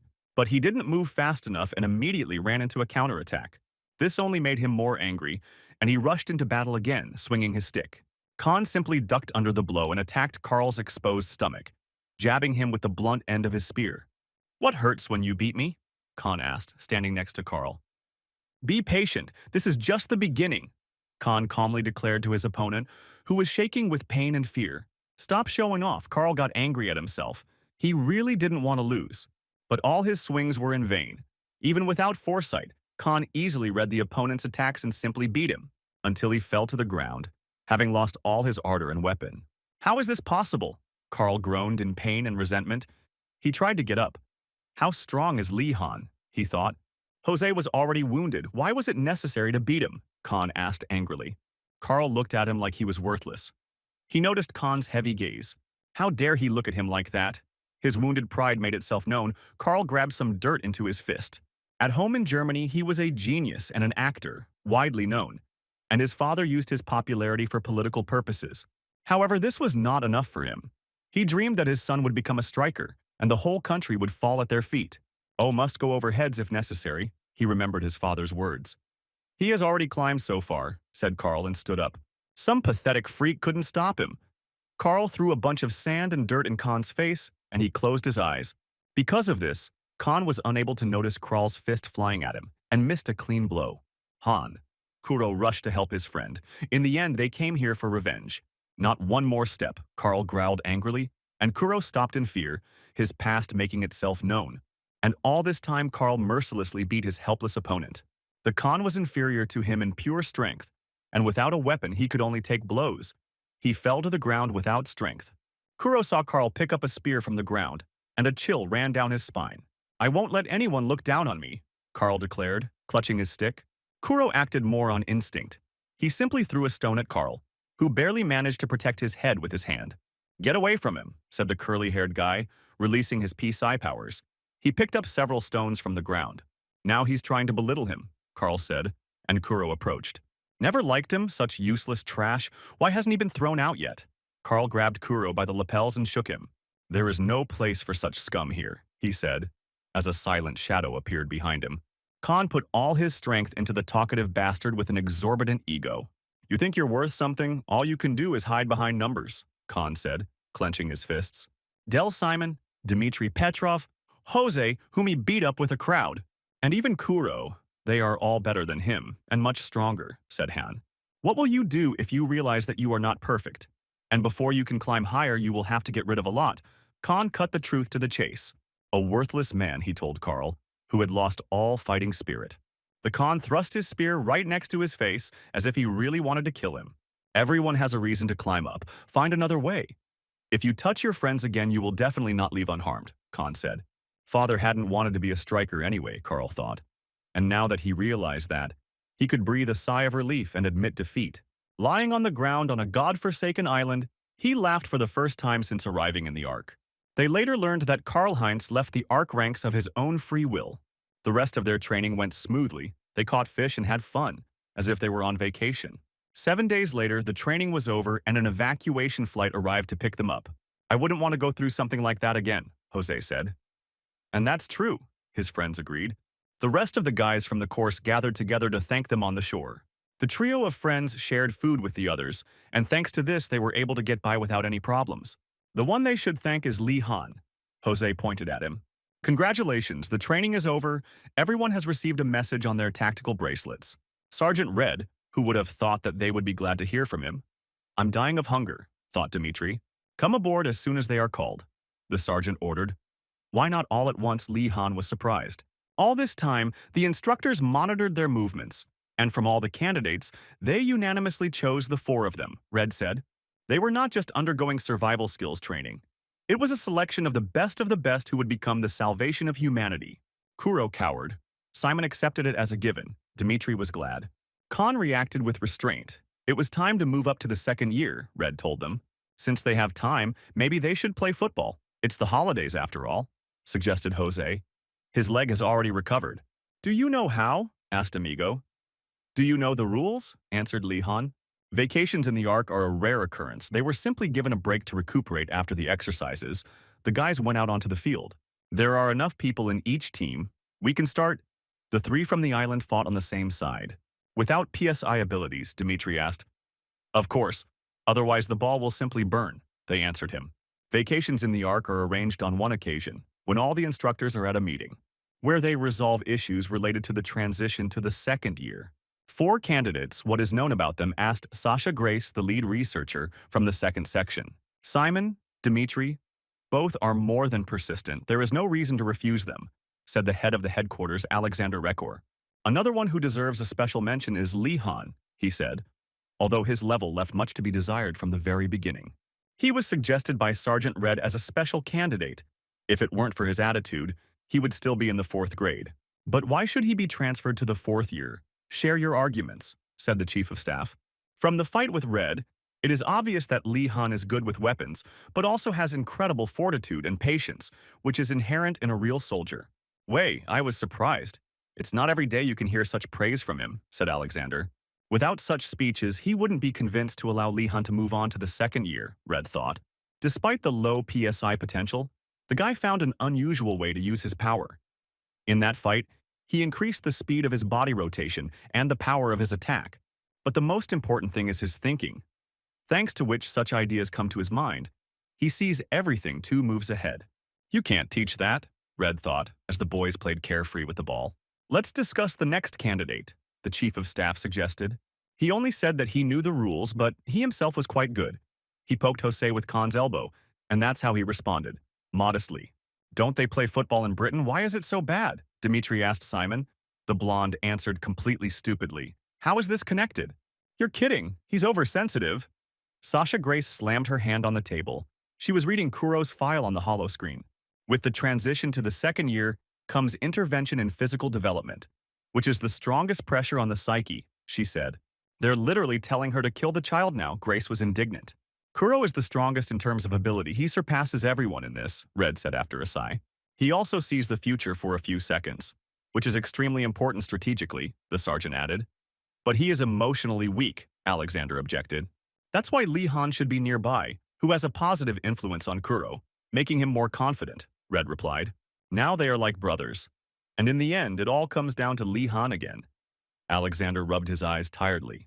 So, the 2 of them are so insistent on his transfer, he asked his instructor sergeants. Good pass, said Jose as he received the ball from Li Hang. He was pursued from all sides and the gates were already closed. Jose saw no place to strike. He quickly passed the ball back to Li Han, who was running alongside without anyone interfering with him. Khan immediately shot at the goal and scored another goal against the opponent. He's good, Jose congratulated him. It was a great pass, Khan responded. The games were over. The shadow of Sergeant Red hung over them and would haunt them for the rest of their lives. The meeting was over, he said. They will officially announce this later, but since everyone is here, I will say it right away. All 4 are moving on to the second year, the sergeant told the boys. Isn't he happy? Asked Jose, noticing Khan's thoughtfulness. Congratulations, he said. Save a place for him there, Jose asked. He will catch up with them soon. They will definitely meet again. Khan extended his hand to his friend. Everyone returned to their rooms, ordered Sergeant Red, who was always dissatisfied with everything. The second-year students were told to collect their personal belongings and wait for instructions. The sergeant dismissed them. Thank you, sir. Khan thanked him suddenly. Although the sergeant was a real poker in the ass, He did not do it out of personal motives. For the right to move to the second year, and for the battle after which he was transferred to the second class, it certainly couldn't have happened without the sergeant, Khan told him. I'm not sure what I should be thankful for, but there's no turning back now, Red said, taking out a mint chocolate stick. See you in third year. Survive, Li-han, definitely survive, Red repeated and swallowed the chocolate. What a sweet tooth, Khan thought, and saluted the sergeant.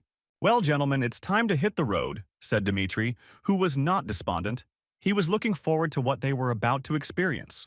Let's go to the second medical department, asked Han. Next to him, Kuro was shaking with nerves. Everything is fine, Kuro. Khan put his hand on his shoulder. He will be there. That's the only reason the curly-haired guy hasn't run away yet. But it's so scary what they'll do to them and what they'll do when they grow up, he mumbled. They've already heard a lot of things from the older students. What's so scary about that? Go ahead, Dmitri shouted. What's there to be happy about? Simon asked. They'll become much stronger, the fan of heavy exercises answered. For the next 5 weeks, they would be under her control. The charming Sasha Grace greeted them. The boys immediately became embarrassed when they saw how similar she was to her namesake from the internet. A whole 5 weeks? Li-han was surprised. They would spend the rest of the summer in the lab. It takes so long for the transformation. They will spend the first 2 weeks in an incubator, so there will be an adaptation period, said Dr. Grace. For 2 whole weeks in this car, the guys became tense. Even Dmitri became serious. See you all in 2 weeks, Li-han wished them, and they folded their hands together. Interesting, Sergeant. That's what he praised this boy for, thought Sasha Grace. Come with us, said Dmitri. But Simon was stubborn, too childish, the always arrogant guy declared. Start filling the tank, Dr. Grace ordered her staff. The capsules began to fill with a green liquid. It was not just water, but a special gel. The feeling of the cool gel was not pleasant. They were completely immersed in it and breathing through the tubes. It was natural to feel claustrophobic in such conditions. They were children, after all. But they would soon fall asleep, Sasha Grace reassured herself. They were then sedated and put into a coma, all in preparation for this day, a week later, which could destabilize the subjects, she worried. And why do people have to go to such lengths just to survive? Thought Sasha Grace, standing at the control panel, these 4 boys in front of her. Dr. Grace, you look tired. Her assistant turned to her. Maybe you should rest. She offered to take her shift. And he told him that he didn't care at all about these children, but he himself comes here every day, the doctor asked Sergeant Red. I want to make sure the doctors don't mutilate or kill his investments, Red replied, chewing a mint stick as usual. Their condition is stable. They have started administering the second dose of mutagen, she said, sitting down opposite, wanting to sleep after sleepless nights. The mutagen contains fluid from the dragon's psychocore, very concentrated, with particles of its heart. Forced interaction with the core would provide them with more stable use of PSI in the future. Perhaps even Khan could, Red thought, when Sasha Grace's tactical bracelet began to beep alarmingly. What's the matter? She asked, bursting into the laboratory with the cadets. Red followed. Although he had no right to be there, Li-han's brain activity began to increase, she was told. He regained consciousness and was most likely in excruciating pain, Grace's assistant reported. His encephalogram was off the charts with activity. He had to be pulled out, Grace said. This had never happened before, and she panicked, worried about the boy's life and sanity. But Sergeant Red stopped her hand at the system reset lever. First, she needed to think it over. The transformation process could not be interrupted. He had to complete it at all costs, the sergeant reminded her. How are you feeling? Grace Li-han consulted after a few days. It was strange to talk to a grown boy, knowing that he was only 10. Thanks to her, it's just wonderful, Khan said, his voice now broken, and it was strange for him to hear himself. His case was the first in her memory. How could a psyker with resistance to PSI abilities exist? She said.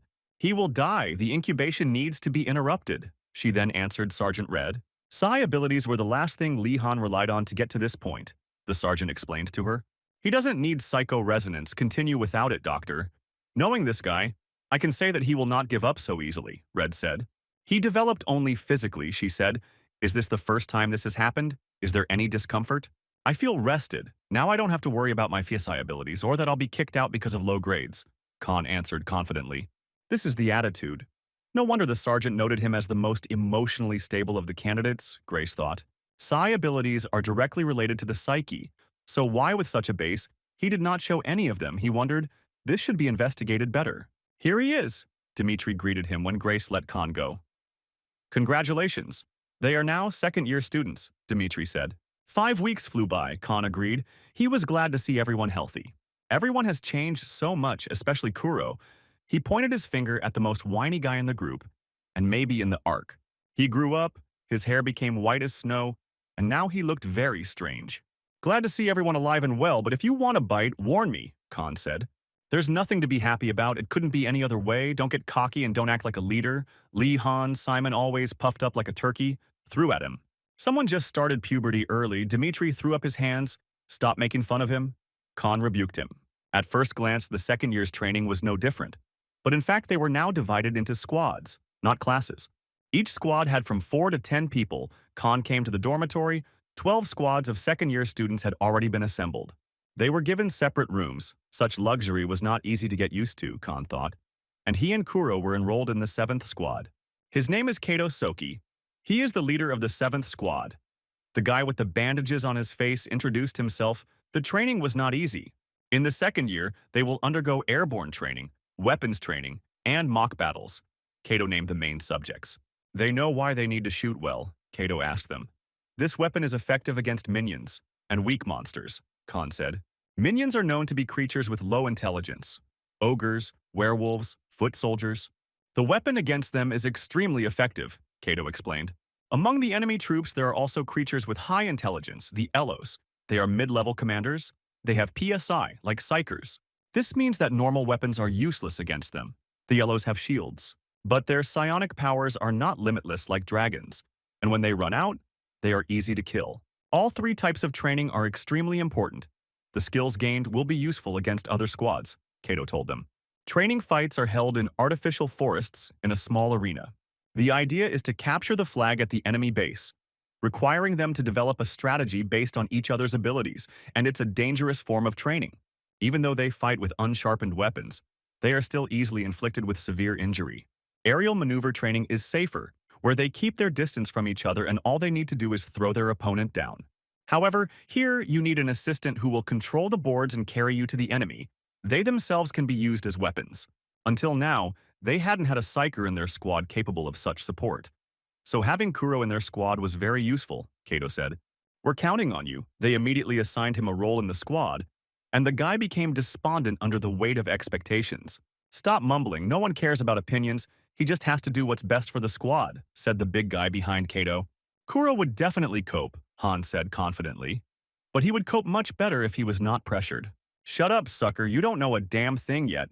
He quickly shut his mouth with the squad lock. Enough, he understood. They had just arrived. There was a lot to learn. Kato smiled. They are now sophomores, but everyone here is older and more experienced than them, so there is more respect for Lee Han, Kato told him. To be honest, he only needed Kuro in the squad and he was just going along as a free add-on, Kato said, baring his fangs. There's nothing to expect from a loser who's the worst at PSI. Just stay out of everyone's way, Kato said, and all the squad members laughed. Han clenched his fists. It was not the first time he had to endure ridicule, but he was worried about Kuro. Okay, I understand. I accept. I won't stand in the way of the squad leader. Khan extended his hand to shake. Yes, super. I was surprised by such impenetrability of Kato.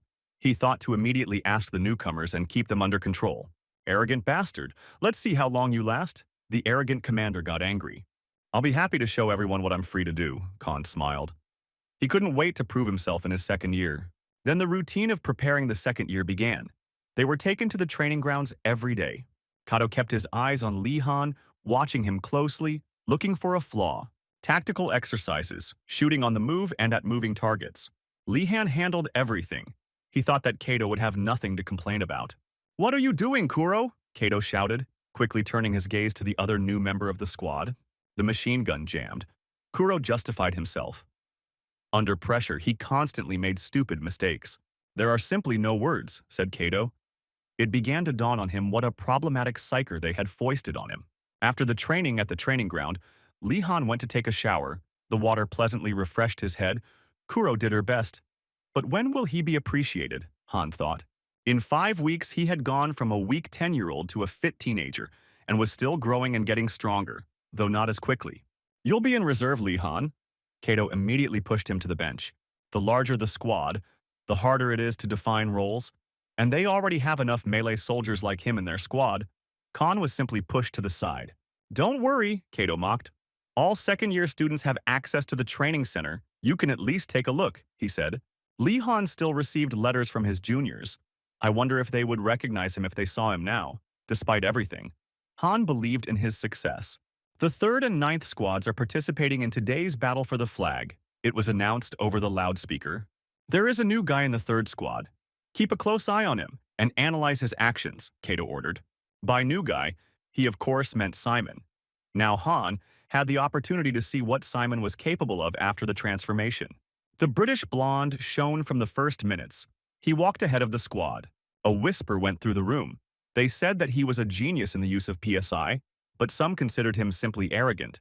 They've completely lost their minds to go on the offensive with the entire squad, without defending the flag, said the captain of the 9th squad.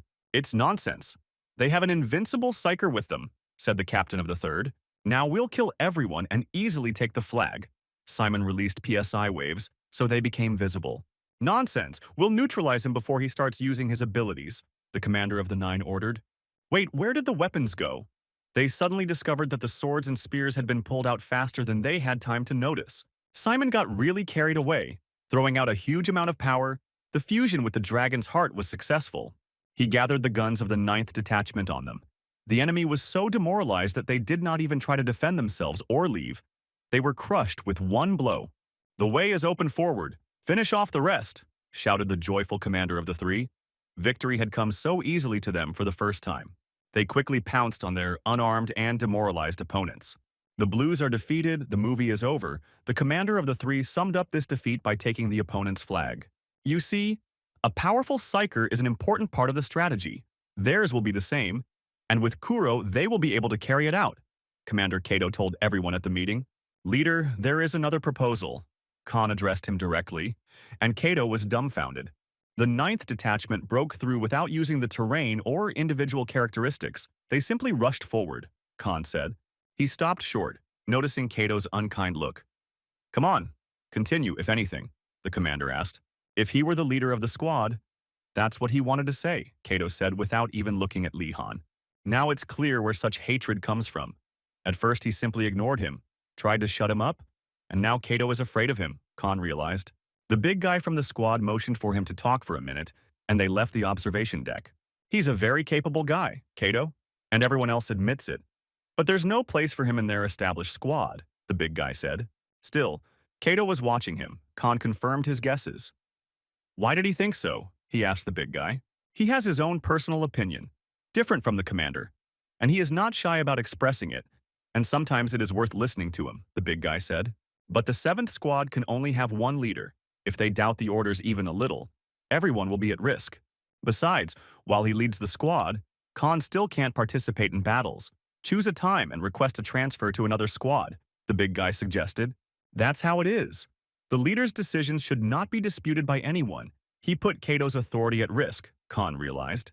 But transferring to another unit is like starting all over again and trying to gain recognition from scratch. Lee Han, Wei Chen asked seriously after reading the official request for Han's transfer. That's exactly what the guy answered. Okay, the good-natured giant scratched his head. But we need to talk to the other second-year instructors. Well, since it will take time, we can think it over properly, Khan decided in his room. Since you can't participate in training battles, you can improve your personal skills. You can analyze the actions of others and figure out a strategy. There was a knock at the door, and Khan called the guest. Come in, Kuro said to his friend.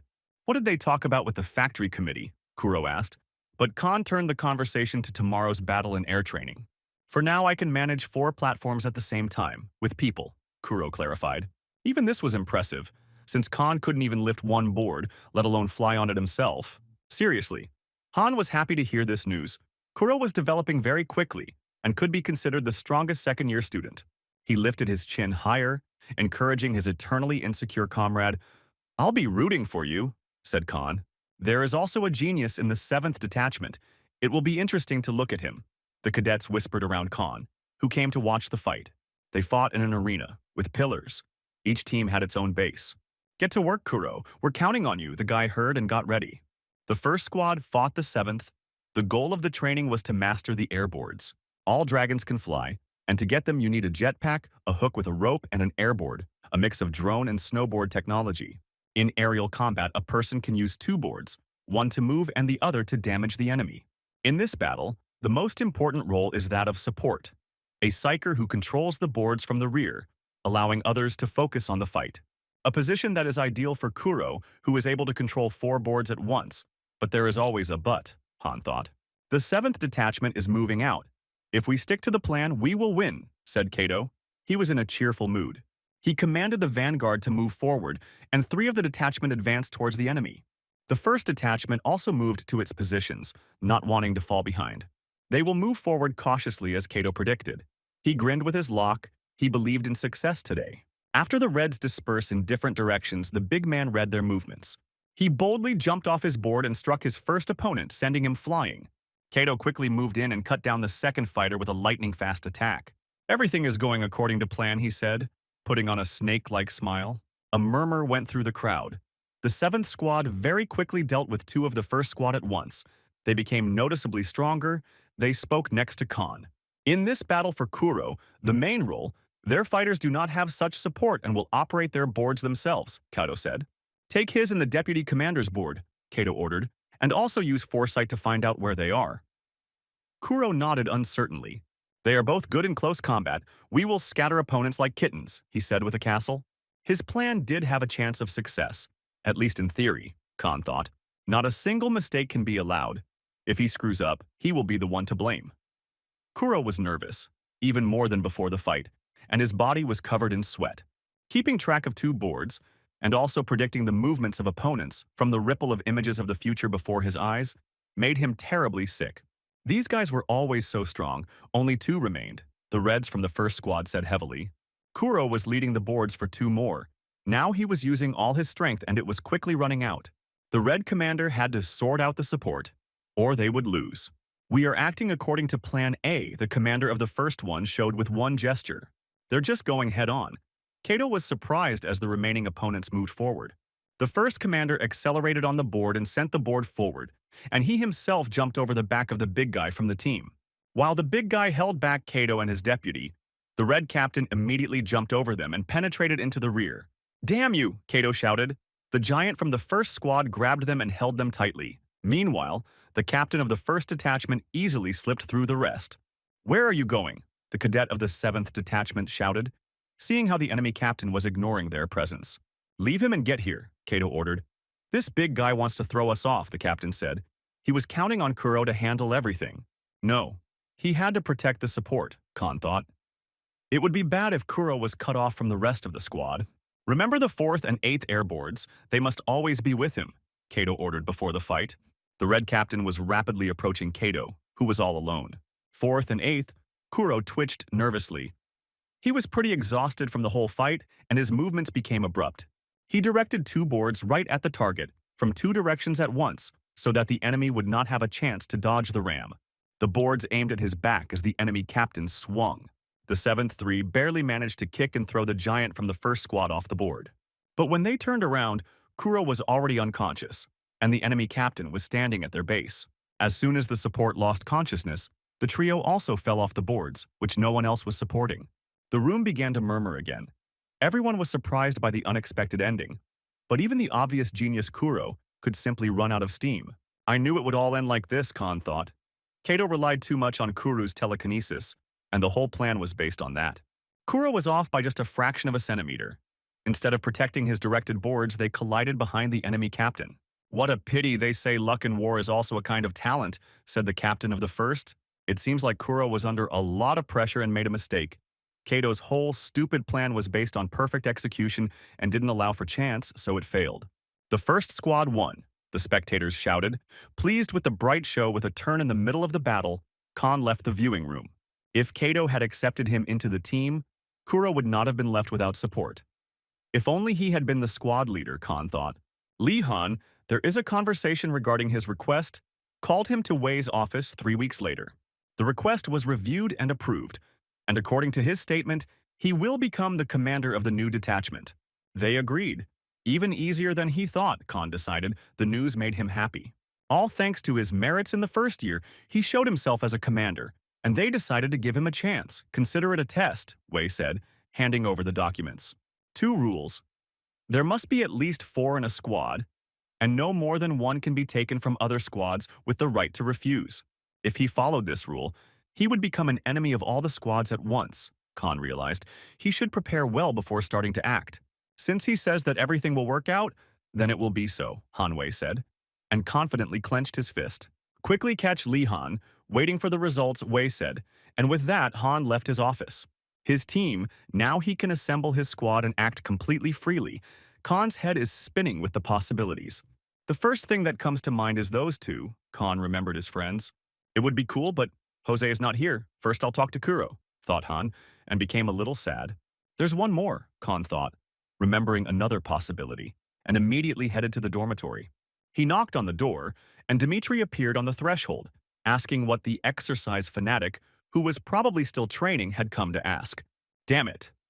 Kato held his head. After another lost battle, their rating began to slide down. Because of Kuro, they always lose, Kato lamented. Opening a can of juice, he said he needed to take Simon. The useful Locke answered.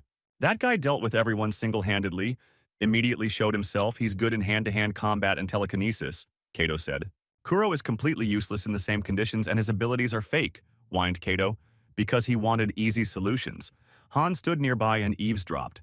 If they don't find a replacement, they need to constantly put him in support. Khan, who was standing around the corner, heard. Your squad, wow. Dmitri was surprised. Who else would you call? He asked. Kuro, Khan replied. Wanted to work with him from the very beginning, Dmitri chuckled. No commander would want to give up his fighter, he said. But he never responded to his offer, Khan recalled. Thank you, but his departure would be a betrayal, Dmitri replied. He had settled in well among his squad. He is the head of the 5th. Leaving means betraying his guys, Dmitri answered. Since we're talking about it, Dmitri scratched his head. It would be better for them to remain rivals rather than play boss subordinate, he told Khan. Just don't cry later when we meet on the battlefield. Khan hit him with his fist. Get ready. This time I'll break both your arms, Dmitri said. Now, wherever Li Han went, he was the target of sidelong glances, they whispered. I want power. Why whisper behind your back? They should speak directly and loudly, thought Khan, proudly walking along the corridors. The news that he had become the leader of the squad quickly spread throughout the corps, and it was no surprise that the captains were now watching him warily. He, Li Han, especially didn't expect that you would stick a knife in my back, Kato told him, grimacing. Come on, form a squad and get out. But they won't give up Kuro, said Kato, who stood surrounded by the entire squad. He won't be able to reveal his full talent in the 7th squad, Khan said. You think that Kuro is the smartest? With time he will become the best in the squad, Kato said through gritted teeth. You are going to ask the enemy to wait until the war begins. With him he will develop faster, Li Han insisted. The captain's job is to win even with minimal effort. Nothing will change if you blame someone else for the defeat. Khan's words infuriated Kato. Shut up, freak! You won't get Kuro, Kato shouted, unable to bear it, and grabbed Khan by the collar of his tunic. It's not up to him to decide. Kuro must make his own choice. Han stood firm. Kuro. The captain of the 7th squad turned to him with an angry face. If you leave, I'll kill you, Kato muttered. A terrible threat, and the soft guy flinched. Really, all you can do is chatter. If you drown, you'll also chatter, Khan replied. He could no longer hold back. Kato punched him in the jaw with all his might, sending Han flying to the side. What a disgrace, he snapped without thinking. Kato realized that he had shown himself in a bad light in front of everyone. I don't even want to get my hands dirty, Khan replied, wiping the blood from his cracked lips. I will wait for Kuro, Khan said firmly. Nothing could shake him. Anyone who leaves a team for one that doesn't exist yet will pay for it, Kato shouted after him. I talked to everyone I wanted, Khan thought on the way to the hostel. What to do now? He himself was not in the best position. Without recruiting people, he still would not be able to participate in the battles. He bumped into someone without noticing and immediately apologized. In front of Khan stood a cadet dressed out of uniform and wearing a skull mask. But he didn't pay any attention to him and quickly moved on. And what kind of clothes are these? Not according to regulations. Khan was surprised, assessing the stranger's entire appearance. The heads of all squads were ordered to gather in front of the medical building. Khan received a message on his tactical bracelet. They lined up in 2 ranks. Now there were a devil's dozen of commanders. These newcomers need to be distributed among the squads. He pointed to the new cadets who had undergone Grace's transformation. This time the first to choose will be the head of the new squad, the charming doctor said. Li Han, step forward, they said. This was a great opportunity for him to get at least one good fighter. His name is Lee Han. He is the head of the 13th squad and he is short of people. He will be glad to see everyone, he told the guys. Of course it's not enough because he's a captain without a squad, Kato quipped, and the others chuckled at the joke. I want to join. The first cadet volunteered and stepped forward. Jose recognized his grown-up friend Khan and was glad to see him. The guy now looked very respectable. It's sad, sighed Jose. It would be great if one more person came to their squad. Not everyone has decided yet, answered Khan. Thank you for trusting me and joining. I always wanted to work together, Khan told him. Those who refuse to go to him are idiots. They simply don't know what he's capable of. Otherwise they would have lined up, said Jose. From tomorrow we will start working hard. Jose stretched, and now it was time for him to go to his room. At that moment there was a knock on the door. Khan opened the door and saw his first friend on the threshold. Kuro, he exclaimed. What's wrong with your face? The newly minted captain was amazed. Kuro's face was one big bruise. Kato had warned him about the consequences. He went into a rage when he heard that Kuro was leaving. Well, this is definitely the Kuro they knew. Khan praised his friend for the right decision. The team from the desert island is back together. Now they can definitely handle everything, right? Said Jose. It seems like they're having fun here. You can join in. Another person entered the room. Everyone calls him a traitor. It seems that the 13th detachment will have the most fun, said the guest. They know each other. In the first year he was in the second grade, Jose said. I remember Khan answered. Such talent is simply necessary. Welcome, Knut Meyer, Khan greeted him. And Knut made a pew-pew, greeting the familiar guys. Hello, everyone, he said. That's how you can get to them. The eccentric northerner smiled. True, but they are not on good terms with the other units. And if something goes wrong, they can be disbanded. Everyone knows that, Khan asked. Everything is fine, okay? His friends supported him. It's better to stick together than to be outcast in every squad. Now Khan felt a great responsibility for the fate of his friends. But he was sure that they would cope. Great. Then Khan told everyone until tomorrow. Glad to see you. 13th Detachment? The senior officer in front of whom they lined up in the morning told them. Senior Instructor Grossman, he introduced himself. The officer gave the impression of being a gentle and polite man. He treated them like children, calling each one by name, and stopped at Kuro, who had the face of a son, he asked. I had a bad fall during training, Kuro replied, smiling with pain. Okay, be careful next time, Grossman understood, but decided to leave it that way. From this day on, their training begins. They have 3 weeks. They were given more time since the detachment was formed later than the others, the lieutenant said. After that, they will participate in battles equally with everyone else. They cannot refuse. Competitions and opponents are selected randomly. Grossman underestimates them, Khan smiled. They spent their time usefully. First battle, survival type. Opponents are the 9th squad. They have a lot of good shooters, and they have a higher percentage in this competition. I don't like all this, Knut sighed. If he doesn't get in, he can just go to the bench, he asked, taking off his helmet. You want to die? Khan slammed Knut's helmet back into place. He squeaked and crouched in surprise. Don't even think about giving up. Never, under any circumstances, Khan insisted, and moved closer to the northerner's face. He won't let anyone from the squad die. We're working according to the plan. A mobile bunker. I just came up with the name, so don't laugh, Khan said. What kind of mobile bunker is this? His dream team wondered. Each team began the battle from a starting position, a conventional camp. The Reds were determined to finish everything as quickly as possible, and they also put 4 men into the fight for a fair fight. The enemy will be defeated. Victory will be ours, said Khan, their motto. His squad was also ready to begin. What popularity, Dmitri grinned, listening to the crowd of spectators demanding that the traitors be killed. There are no obvious winners in this fight. Let's see what Lee Han does. Simon also came to watch the fight.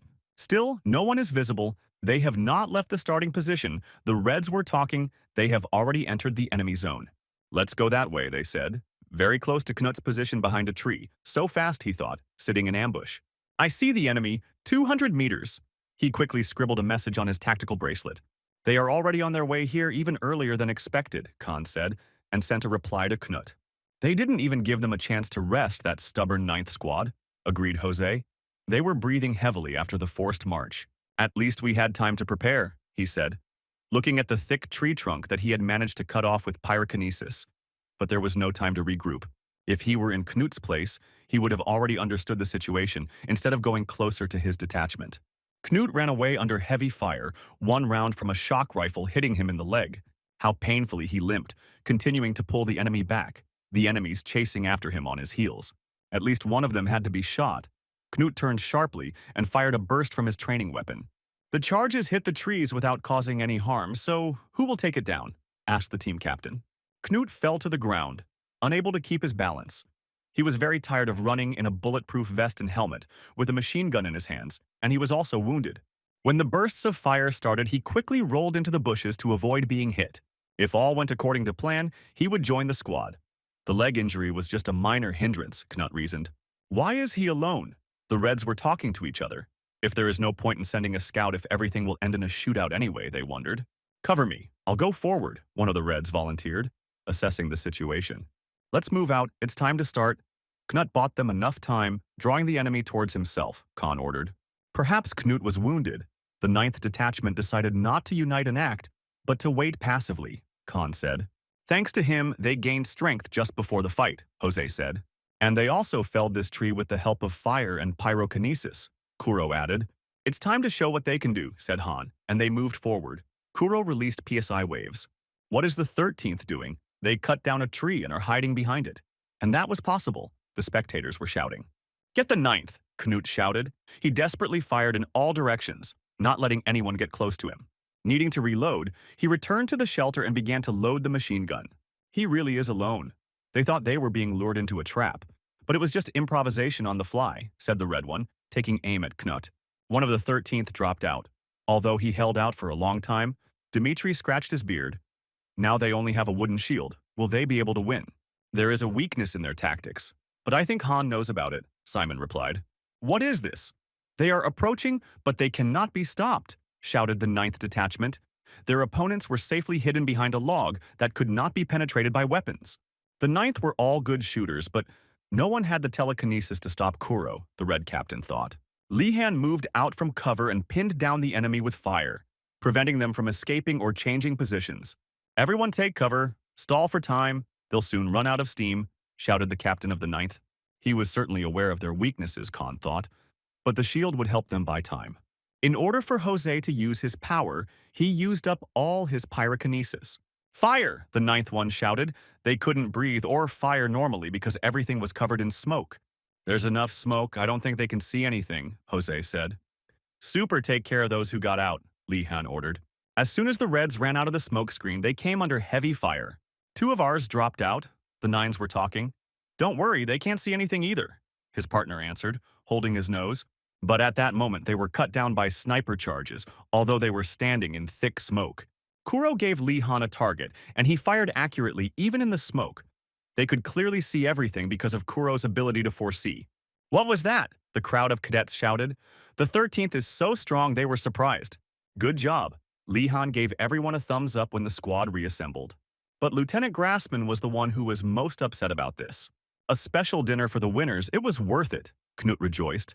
And considering that he was shot, Jose agreed. It was hellishly painful, the northerner replied.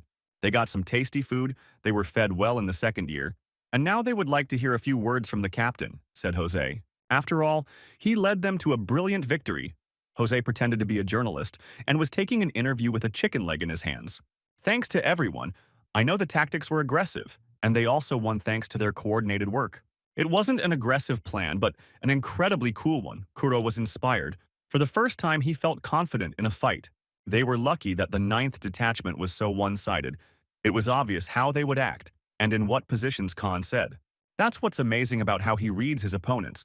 It was the right decision to enter the 13th, Knut replied. The sudden movements made him ache again from the bruises. The shock rifle. Maybe you should lie down and rest, Jose suggested to him. Yes, everything is super. I wouldn't miss such a feast even if I were dying, said Knut, grimacing from his bruises. Just think, they crushed the 9th squad, one of the strongest. He had to crush them before they thought too much of themselves. Grassman was angry. Who would be better suited for this purpose than the 9th Detachment? The lieutenant looked at the glow screen with Kato's personal file. They will definitely do everything to ensure that not a single wet spot remains from the 13th. But what if they lose? Grossman thought. No way. He will do everything to prevent this from happening, the lieutenant decided. I can't sleep again. Li Han was counting sheep and looking at the ceiling. Before, he didn't sleep because he was afraid of flying out of the ark, but now he has the best partners. so there is nothing to be afraid of. No matter who their opponent was, they would still win. Khan felt an unshakable confidence in this. The next battle happened soon. They fought against the first squad in the Battle of Captains in the same training ground with the forest. "We're keeping an eye on Jose and Kuro," the captain ordered. "They have the strongest abilities among the second-year students. We'll deal with them. They may be stronger psychers, but a good thrashing will make him forget about it," said the captain of the first. "It is unknown how others are with their abilities, but there should be no problems." The captain held out the bandage. They chose the most powerful member of the squad to give the captain's armband to. By tearing off this armband, the team wins the battle. They definitely hate the instructors now. Immediately after the battle with the shooters of the ninth, to enter into battle with the fighters of the first the next day. In the battle, you need to defeat the player with the bandage, but for the monster from the first team you need 2 or 3 people, Dmitri said. It was exactly this kind of brute that they chose. The tactics of the first one was called a loading tank. While some held back the enemy, others quickly broke it. "I wonder what Li Han will do," Dmitri flared up. "Maybe you'll shut up already, and why are you here again?" Simon grumbled. The first squad was good in close combat, but why was their leader surprised when he looked at the enemy's position? The headband ended up on Kuro's head, who, despite his height and abilities, always looked weak and insecure. "What are we going to do?" Li Han is nowhere to be seen either. The Reds from the first team were deciding. "Don't be afraid, Kuro. We will protect you at any cost," Jose said, and Knut nodded too. "We need to act even if one is hiding somewhere. It won't help them," the captain said. He gave the command forward, and they rushed towards the 13th, with a tank with a bandage on its head running ahead. In a battle of captains, it is not at all necessary to destroy the entire team, Khan thought, climbing high up in a tree. It was enough to defeat the captain with the bandage. As in chess, he looked at his friends, ready for battle. The opponents clashed in a heated battle. Jose spared no effort and immediately went all out. But the first squad had experienced fighters. They immediately went into close combat, not allowing Jose to use his abilities. Knut also barely held up under the blows of the assertive cadets from the first detachment. Li Han clearly saw the entire fight from above. They were fighting right under his feet. "Don't worry, Kuro. They prepared well," Han thought. And at the right moment, he took a leap of faith. Meanwhile, the big man was putting pressure on Knut and Jose, who were resisting while outnumbered. The captain with the bandage grabbed them both in an armful and still broke through to Kuro. "Great! Hold them tight." The other opponents rejoiced. All that was left was to take the bandage away from the weakling. The two rushed towards Kuro, but no one except him saw Li Han falling from the sky. They almost won. The opponents had already raised their weapons to Kuro and were celebrating their victory. "Where is he looking?" The leader of the first one felt something wrong and was distracted for a second. There was a terrible roar behind him, as if a meteor had fallen. The impact covered everything in dust, so no one knew what to do next. It was a trap. The leader of the first realized when the dust cleared. Li Khan was kneeling, and the captain with the armband from the first squad was in a deep sleep. "I think this is the end. Victory goes to the 13th, Khan said, showing everyone the red armband as proof. What a victory. It was the height of a 5-story building. He was crazy. The other cadets admired Li Han. "A couple of minutes ago, they were ready to throw him into the mud, I understand," Dmitri said. "Showing such a result every time is worth a lot. This squad leader is just a plague. He used to be in the 7th but left." The cadets were talking. And he hadn't fought before. Why didn't the leader of the 7th use such a cool fighter? Everyone was surprised. Kato clenched his fists. He clearly did not understand what Khan was capable of. The cadets openly doubted the authority of the leader of the 7th detachment. The day before the battle with the first squad, Han practiced the leap of faith with Kuro. He had to catch him right at the floor. The amount of trust Khan had was directly proportional to the thickness of the mats on the floor. There were none at all. "I don't think there will be any problems in a real fight," Khan said. "Kuro was an amazing psyker." "He's much better," his friend replied. "Isn't he scared?" Kuro asked. "Today he risks a broken nose. Tomorrow he'll put his life on the line," Han replied. "Controlling a person with psychokinesis is difficult. If it were easier, everyone would already be flying," said Han. And Kuro thought about his words. "He will hide in a secluded place and attack at the right moment," said Han. "Kuro's job is to make sure no one gets hurt, to direct his flight." In the dorm, Kuro began to apologize for the fact that Han's arm was broken. He didn't have enough control. "Don't worry, no one died. The mission was difficult and he did a great job," Khan praised his friend. "Don't blame yourself. Without him, they would hardly have been able to win," Knut said, reminding them of the giant they had cut down. Until Khan's hand heals, they don't have any team training, Jose asked. But just at that moment, their tactical bracelets beeped with a new message. Air battle. In 2 days. Enemy 7th Squad. Well, I didn't think you'd come, said Grossman, greeting the guest who entered, barely knocking on the door of his office. Kato Svoki, he greeted the cadet who was puffing with anger in front of him. This is a mistake. Their captain broke his arm, and they are scheduling a new fight. This is a loss, and also a fight with the 7th Squad. The friends were indignant. This is not fair, Jose shouted louder than anyone.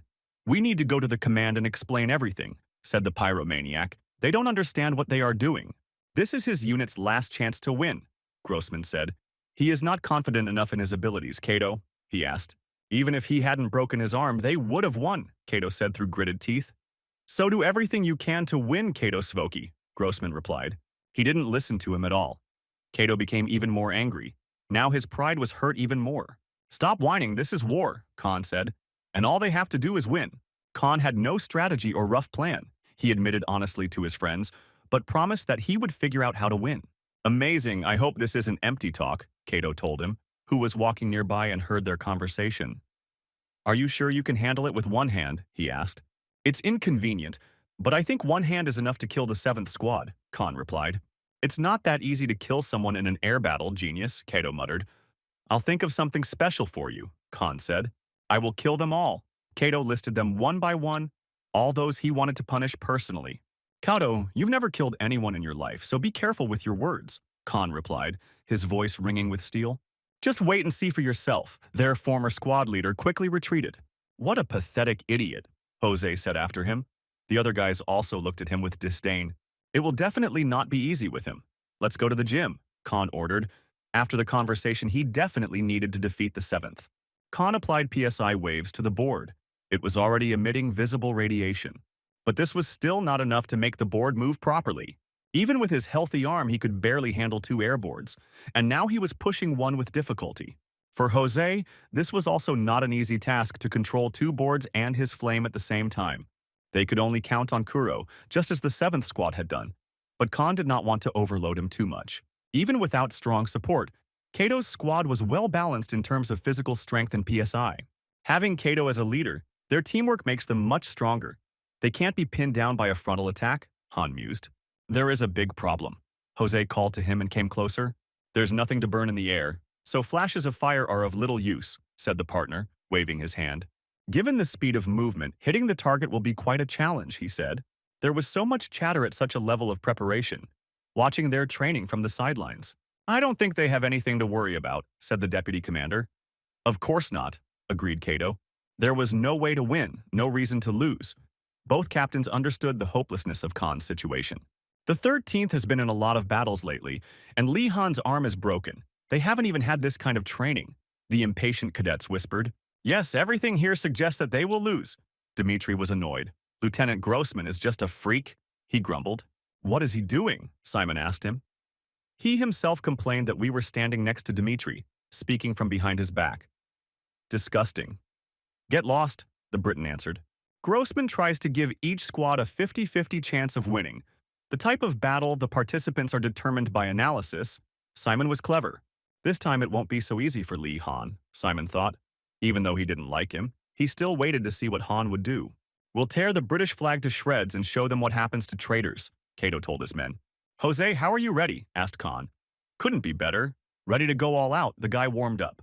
Take care of us. Today he is the basis of the strategy, Khan said in parting words. The command to fight was given, and Khan's squad raised 16 boards at once, which amazed not only the opposing team, but also all the spectators. Kato tensed up. It was impossible. Even the strongest cadets managed with 4 boards. At best, they used 2. He's definitely confused now, Khan smiled. Everything was going according to his plan. Let me clarify something, he said to himself. There is no need to be afraid ahead of time. Kato came to his senses and calmed his comrades. We stick to the plan, we destroy them one by one. They will definitely falter, he ordered. They didn't take breaks during training, Khan thought. He was also holding one of the boards. Although his PSI abilities are below average, he has learned to control the force and collect it at the desired point of the body. If he developed this control even more, he would be able to quickly manipulate objects, Khan thought as he grabbed one of the boards with his good hand. and he threw it like a projectile into a group of enemies that were hovering in the middle of the field. Madness. They decided to use boards for ramming. Kato felt it too quickly. But before the board reached its target, it was possible to react. Kato jumped and jumped aside from the ram. To use Jose's skills, he needed a fire material that could be burned, and there weren't many options. Jose gathered up a flame as powerful as he could. During an air battle, some things can still be set on fire, Khan told him, in the corridor. Bordy burst into flames right in the middle of Kato's squad. He simply exploded. The very expensive equipment exploded like a fire ship in the Navy, to the great delight of the spectators who demanded that they all be blown up. Khan and Jose repeated their combination, with Khan throwing projectiles, Jose setting them on fire and them exploding, the first opponents falling down onto the net. Block it so they will blow up all the boards, Kato ordered. But if they get close, they can also be hit, he objected with the lock. Stop immediately, Grossman ordered as he burst into the hall. To their mutual horror, Kato and Grossman, Khan had no intention of stopping and detonated another shell. After the fight, Grossman called Khan to the mat and just stared at him for 10 minutes.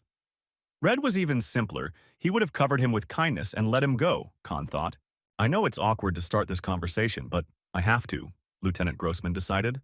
Does he even have any idea how much even one such board costs? He asked Khan. I know it's not a little, Khan replied, ignoring the lieutenant's tone. If he had not been an ARC soldier, he would have remained in debt for the rest of his days, the lieutenant answered wearily. Wasn't it his strategy he wanted to discuss? Khan steered the conversation in another direction. Technically, he didn't break the rules, but didn't he understand that it would raise a lot of questions? Some instructors would even praise him for this decision. But he is not one of them. Next time, warn me if you plan something like that, Grossman said, and Khan answered briefly, yes, sir. But Khan did not leave immediately after he was released, but decided to ask one question. If they were fighting dragons, there would be no question about the cost of beards, because they must win at any cost, Khan said firmly. Isn't that the purpose of their training? He pressed Grossman. He really caught him. He really looked like a sergeant he knew, Grossman said. You think correctly, Lei-Han. I will be happy to watch you on the battlefield, Grossman replied. You can go. The lieutenant let him go, and Khan saluted him like a model soldier. Kato rushed into a desperate attack. Having lost his allies, he decided to do at least something. He was thirsty for revenge and flew forward like a true samurai, wanting to fall in battle. Another board exploded above him with a crash, scorching him with fire. Under the cover of a fiery smokescreen, Khan flew out at him, and they collided. Kato understood at last. Although he won the fight thanks to his strategy, no one will praise him. Kato said that he was waiting outside Grossman's office. We'll see what was standing at the door to say all this, Khan answered calmly. Just a crocodile passed by. Who would have expected such a fool? Kato answered offendedly. In their hearts, they were still children. I'll finish you off at any cost. Don't you dare lose before that, Kato told him, and Khan simply waved him off. Okay. We wish good health to the leaders. They were again entitled to a feast after the victory. The squad celebrated. They won, although there were fears that they would be expelled for breaking the rules. What is it, Jose? Kuro asked, noticing his comrade's worried look. Every time they celebrate, something happens, he said. That's what I knew, he said when everyone's bracelet started beeping. Battle schedule. In 7 days, Squad 5 versus 13. Battle to capture the flag. They read the announcement. Dmitri has been doing the basics since he became an adult, training every day. Immediately after one battle, the 13th were thrown against the strongest in this type of battle. Very much in Grossman's style. One fight after another. Let's see who beats whom, said Khan. It was a good workout. It was so hot. I wish I could go to the shower as soon as possible. Dmitri left the gym satisfied, when he met a gloomy emo boy whose face was familiar to him. Wait, he remembered a cadet in a third-year uniform who passed by. The leader of the squad, or rather the former leader of the squad, since he is now the leader, Dmitri laughed. So you will ignore it. Since you have moved on to the third year, he grabbed the senior by the shoulder. Their squad is now doing great with a leader like Dmitri, who boasted. Get lost, the emo boy told him, and looked angrily at Dmitri, whose chest went cold until he killed him. Tell me all the details of what happened to him after the battle, Dmitri lit up. Khan was breathing heavily. He could barely stand on his feet, and he quickly figured out what to do. Who is this guy with such incredible strength? He looked at his opponent, that same strange cadet with a skull mask who was approaching him. The skull stared at him with red lenses. This guy was too strong. As soon as Khan blinked, the enemy disappeared in front of him. The skull flew past, and Khan was barely able to block its blows with his spear. but he still received heavy damage and fell to his knees without strength. 6 days ago, he came to Grossman and learned unexpected news. Dmitri got seriously stoned in a fight with a third-year cadet. Grossman could not reveal all the details. Dmitri was wounded and will not be able to take part in the battle, but it will still take place, Grossman said. Without Dmitri, their squad would be like a chicken without a head, Khan thought then. This victory is in their pocket. There was another reason why the lieutenant called him and handed him a stack of sheets of paper. What did Li Han ask? Applications for transfer to his unit. Many want to join him, Grossman said. He is known for using the fighter's strengths. Unlike Kato, whose authority has been shaken, Han thought. Something like this was already expected. Most of the second years wanted to fight on equal terms, he thought, as he looked over the applications. He has time to think, Grossman said, but Khan immediately replied that he would take everyone. He was not in a position to choose anyone.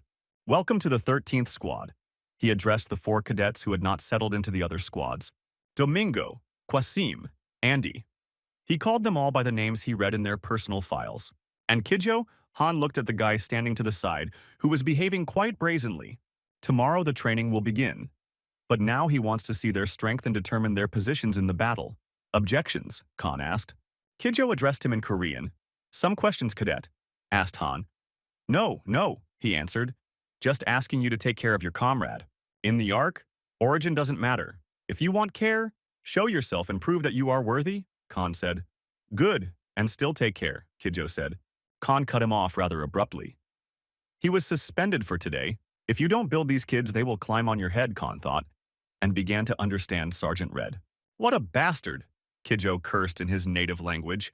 He loved the easy way out and hoped to quickly gain the commander's trust, since they were fellow tribesmen. And what is this? The cadets asked each other. A curse word. I heard it in one drama. The roof over the training ground closed. This is how they simulated night. The squad got nervous. They want to reduce their chance of winning. Jose was indignant. Don't worry. The enemy is operating under the same conditions. Let's wait until our eyes get used to the darkness, Khan said. Knut's team goes first. Jose's squad goes second. Khan assigned the roles. Kidjo Kuro and he will go and attack the enemy from the flank. Without Dmitri, the 5th squad is the easiest opponent at the moment, but we shouldn't relax. Let's win cleanly, Khan said.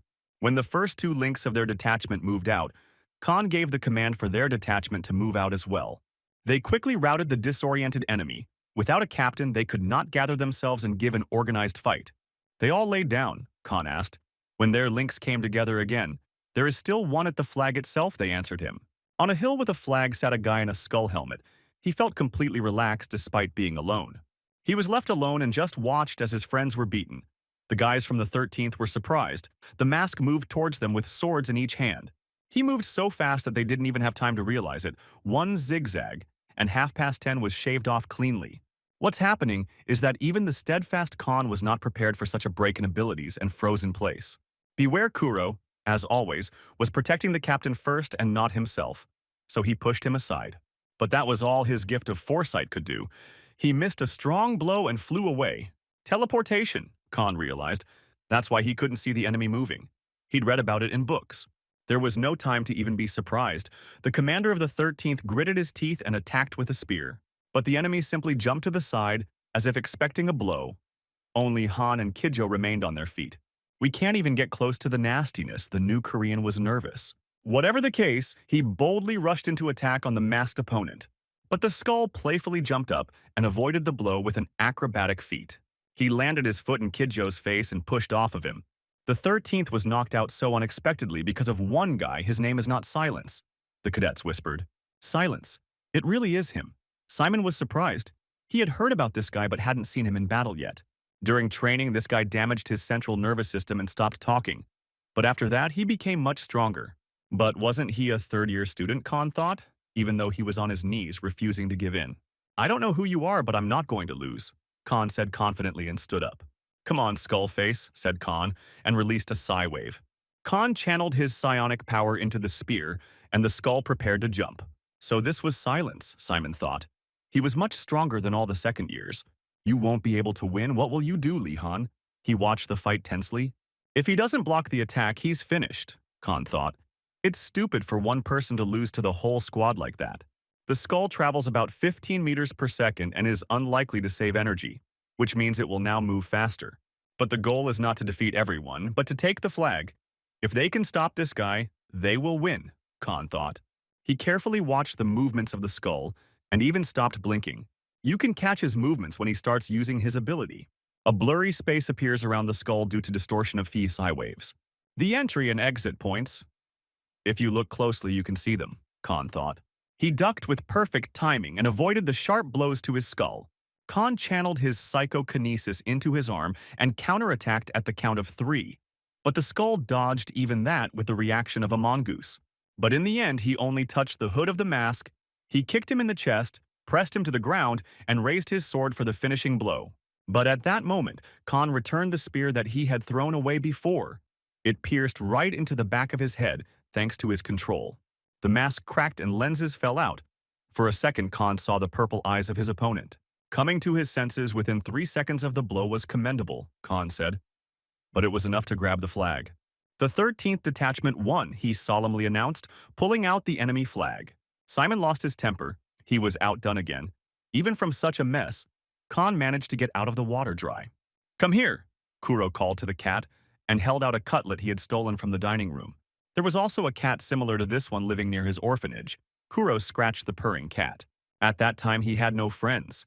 He looked different. He had no talents. He remembered his miserable life. But now he has something he's good at. And he has friends, Kuro said as a shadow grew behind him. This idiot talks to cats.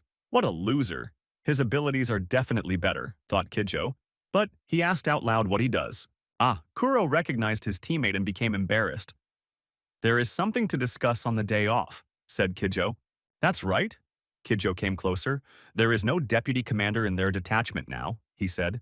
"He would like to take the position and it would be great if he could get support," he said as the cat began to rub against his leg. "You fluffy shit, stop dirtying things," Kijo flared up and chased the cat away. No. Kuro was horrified and speechless from such cruel and unfair behavior. "So what was he talking about?" Kijo continued. But Kuro told him to move over. The usually timid boy looked at him angrily and released terrifying psionic waves. What was Kijo afraid of when a stream of wind hit him in the face, and he recoiled from the timid guy? The metal urn that was behind him crumpled and flattened into a small bag, like paper. "Ah," shouted Kijo. He never expected that the weakling and wimp Kuro was capable of such a thing. "Never do that again," an angry Kuro told him, and Kijo quickly put the car into reverse. The timid boy ran off to catch up with the cat, leaving Kijo to drip onto the asphalt. "He didn't just come in for no reason. What did he want?" Dimitri asked, when the Khan came to visit him in the hospital. "These are only assumptions because the Ark always keeps things from being said, but looking at him everything becomes clear," Khan said. "He was attacked by a third-year student," Khan assumed, although he was more likely stating the obvious. "The former head of the 5th detachment, they are completely different." Dimitri scratched his bruised skull. "Not even that. They are not just different," he said, seriously clenching his hands. "He didn't even have time to move and they already smeared him," the guy lamented. For the first time, he looked so upset, Khan thought. And that guy was not himself at all, as if he had gone off the rails. Dimitri remembered the emo boy. Since he wasn't like that at first, it means the issue is with the course itself. There is almost no equipment for the 3rd year, and Khan didn't just notice them. Moving on to the 2nd year wasn't that hard, which meant, he supposed, they will face a real battle before they are released, Khan said. "It looks like that," Dimitri agreed. "What will happen to them during the transition?" he asked. Long rays of a warm autumn day peered into the empty hangar where the armor stood. Here he is, finally found Kuro, saw the cat, and approached him carefully. "It hurts him. Forgive him. He will give him more treats," Kuro apologized, taking the fluffy one in his arms. In the mouth of the legs, Kuro's jaw dropped when he looked into the open hangar. "State your name, cadet," came a voice from the Iron Man speakers. "Sergeant Red," Kuro exclaimed as the Iron Man took off his helmet. "He had changed so much I barely recognized him," Red laughed. "Have you gotten lost or something? Have you wandered too far, all the way to the Ark Development Center?" the sergeant asked him. "They'll come for him and take him to the dorm, but for now, cool off," the sergeant gave him a soda. He wasn't angry, Kuro wondered, since Sergeant Red usually dealt out encouraging slaps, not sugar water. "Because he's here, that's the only reason," Red asked. The TV armor he saw is still in the development stage, but there will be an announcement soon. It's okay that Kuro saw it. 2nd-year students can't leave the Ark. After being strengthened, they cannot leave the Ark unless they are written off due to loss of abilities, or feet first, they are a resource for the Ark. Kuro was despondent. True. And those who get angry without reason are bags of garbage, right? Red said unexpectedly. And Kuro became even more embarrassed. The sergeant understands what he is saying. Kuro was horrified when an old man in a lab coat approached them. As a test, asked the elderly engineer, responds perfectly to telekinesis. The sergeant answered him. But it is worth reducing the amount of dragon flesh in the internal system. It is good that the armor is powerful, but if it is sensitive, it is difficult to control. Unlike the first generation, these guys will find it as easy to calibrate their psychokinesis as breathing. Red patted the cadet next to him on the shoulder. Nice to meet you. Team 1 leader Charles Smith, the engineer introduced himself. Second-year cadet Kuro, he greeted.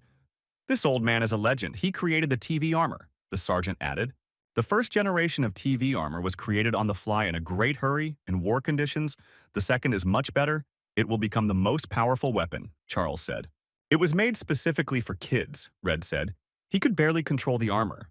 He too will have to put on the armor he saw the sergeant in. Kuro bit his lip. He imagined the chthonic horror he would have to face in this armor. The reality of war was getting closer. See you, Kuro, Red told him as the transport arrived at the center. What will happen to the armor he tested today? Red asked the old man. They will take it apart and work on each one separately because they don't have that much dragon material, the old engineer replied. We can hold on to the sample. No one knows who will need this armor at what point, Red asked. He was chewing his mint sticks again. The day in Arc began at 5 in the morning, but Lee Han got up at 4, an hour earlier than everyone else. He keeps records of the squad members' strategies, traits, and his own abilities, just like everyone else. His PSI is still below average and is of very little use in combat. He hasn't even reached the ultimate ability that Wei talked about. However, he managed to reveal an ability that only he possesses among all the second-year students. It's absolute precision. Kuro and Simon can turn the pencil into a powerful weapon, but they can't write with it. When it came to control, Han was superior to others, and he needed to train more to improve his accuracy even more. Next, a run with the squad. They are still training their endurance, even after all the improvements. The 5th squad can also be found early in the morning on the running track. This is a kind of competition, captains. Sports fan Dimitri drives his cadets to complete exhaustion. They exchanged glances, and how did he like yesterday's spatial crack? Khan asked him. Overall, nothing special, though very bright. Just right for a date, joked Dimitri. The crack is a trace of the Battle of the Dragon, and the squad for closing the gate, on the orders of Grossman. All the second-year students were sent to the inspection. These are places where the earthly and other worlds come into contact, and it is believed that it is because of them that people with psychokinesis appeared on Earth, Grossman explained. It will be useful for them to see the crack. It is not dangerous, so there is nothing to worry about. This one formed 10 years ago and was not active. I heard that telekinetic sense everything nearby, said Khan. My head is spinning a little. You'll find out for yourself today, answered Dimitri. And now they pressed on. 1, 2, Dimitri rushed forward on the last lap. After breakfast, we'll gather at the airfield at 10. Until then, decide for yourselves what to do, Khan ordered the squad. It's like we're going on a class excursion, laughed Jose. Hello, the captain greeted Khan and suggested they have breakfast together. John, the head of the 10th squad, remembered Khan. It's nice that you remember, the captain smiled. After defeating Silence, Grossman didn't want the 13th to lose easily to anyone, but they still suffered a couple of defeats, including 10. I always take his strategies into account. I always wanted to talk about it, Khan said, and they went to the dining room. All the Chinooks have already been deployed to the airfield, for each detachment separately, practically a landing operation. We're going to Sinju. There are only 6 such places that opened during the first appearance of the gate, Red told them. He plunged into a long historical digression that almost no one listened to, preferring to stare out the porthole. Since they were flying to Korea, they asked him if he and Kijo were born there, Han confirmed.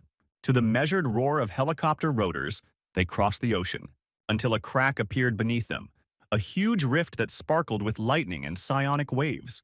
To get a better look, the pilots descended to minimum altitude and opened the landing hatch. Lee Han, like everyone else, experienced tremendous ECI pressure. It felt like the abyss could swallow them up at any moment. They recoiled instinctively. The ancient species Homo sapiens learned to fear predators millions of years ago. There was an aura of a super predator right there.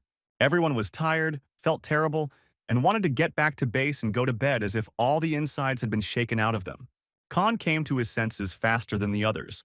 He looked out the window at the plane that was flying so close. It must be the 10th Squadron. He estimated the number of the Chinook. He waved to the captain of the 10th, who was also looking out the window when the helicopter suddenly burst into lightning, and it exploded as if a dragon had breathed its flame at him. What is this light? The 10th squad is no more. Many thoughts flashed through Khan's head. This morning they talked for the first time. Emergency situation, everyone leave the helicopter, the accompanying instructor ordered them.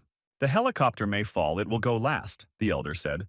They said yes, sir, grabbed their parachutes. Khan directed everyone to the landing hatch, just like in the training exercises. Is everyone ready? Asked the sergeant. Yes, sir, answered Khan. Then he ordered forward. When you land, gather your squad and wait for reinforcements, the instructor ordered him. If the chief instructor doesn't come, command is on you. He didn't finish because their helicopter was engulfed in a burst of ESI waves. Khan jumped out at the last second before the explosion. The pilots and instructor remained inside. He's dead, Khan recalled the final moments of the explosion, and as the instructor's body was engulfed in flames, Khan hung on the lines, clinging to the branches. He took a few deep breaths in and out. He needed to calm down. After all, he was the squad leader. This is what they have been training for all this time. Someone is definitely panicking now, getting injured. He has to find the guys, Khan realized. He estimated the direction and speed of the wind in order to collect everyone he had to go along the discharge strip in reverse order. Khan took out a knife to cut the tangled ropes and get out. As soon as he landed, he heard a rustling sound nearby, but it turned out to be Kidjo. Han recognized him in the faint glow of the fire. Kidjo watched the helicopter as it fell. He understood that in such a situation it was necessary to find the leader, and Han would jump out last and go for rapprochement. It was necessary to come to a reasonable conclusion in such conditions. Khan clearly underestimated the guy. We will find the rest, the captain ordered. He broke branches along the way and left notches so that the others could follow if they suddenly got separated in the forest thicket. They came out to another helicopter that had made an emergency landing. The Chinook lay mangled in flames. The second team, must have been the 8th squad, was in the helicopter, Khan said, and they walked closer. Unfortunately, everyone inside was dead, having not survived the crash landing. He could have been in their place, the monstrous reality dawned on Kidjo, and he was overcome with nausea from what he saw. The Khan waited patiently for the cadet to come to his senses and empty his stomach. Are his nerves made of steel or something? Kidjo was amazed by Khan's endurance, who didn't even flinch. Does he not care at all? He asked the squad leader. This is not the first corpse he has seen, and in the Ark people die from time to time, the leader replied. But this is too much, Kidjo objected, but Han hurried him. He was eager to find survivors when a monster appeared on the roof of the crashed helicopter. The werewolf, a dragon minion, recognized the type of monster Khan. Find something useful in the helicopter, Kidjo, while I distract him, not myself, said Han, and took out a knife. Maybe he'll just run away. The cadet panicked at the sight of the beast. We turn our backs and they are dead. He is definitely faster than them. We need to finish him off here and now, Khan answered coldly. The werewolf lashed out with the tendrils on his back like whips. One of the ends wrapped itself around Khan's arm in a tight grip, faster than he could react. Move the loaves of bread, Kidjo, Khan urged the frozen cadet. The situation was already close to fatal. I ran. The guy came to his senses and rushed to the side while the monster was distracted by Khan. How he wanted to just run away, Kidjo could barely cope with his fear. The Khan cut off the whips with which the werewolf held him, and the hairy tentacles fell off. Great, he said as Kidjo reached the side. Let's get inside. The monster growled terribly, and Khan jumped to the side. He was lucky that the beast was not particularly intelligent. Otherwise, they would have been dead. The beast wriggled in circles and eventually drove Khan to a tree. With a terrible growl, he rushed at Khan, stretching out a paw with long, grasping fingers. How he didn't want to go there, thought Kidjo. If we fight with him, we will definitely die. But we can escape while the monster is busy with Khan. He hesitated. Coming to his senses, the piece of trash, Kidjo slapped himself hard on the cheeks to come to his senses. He's not some kind of loser coward who would abandon the captain, Kidjo said to himself, and rushed inside the helicopter.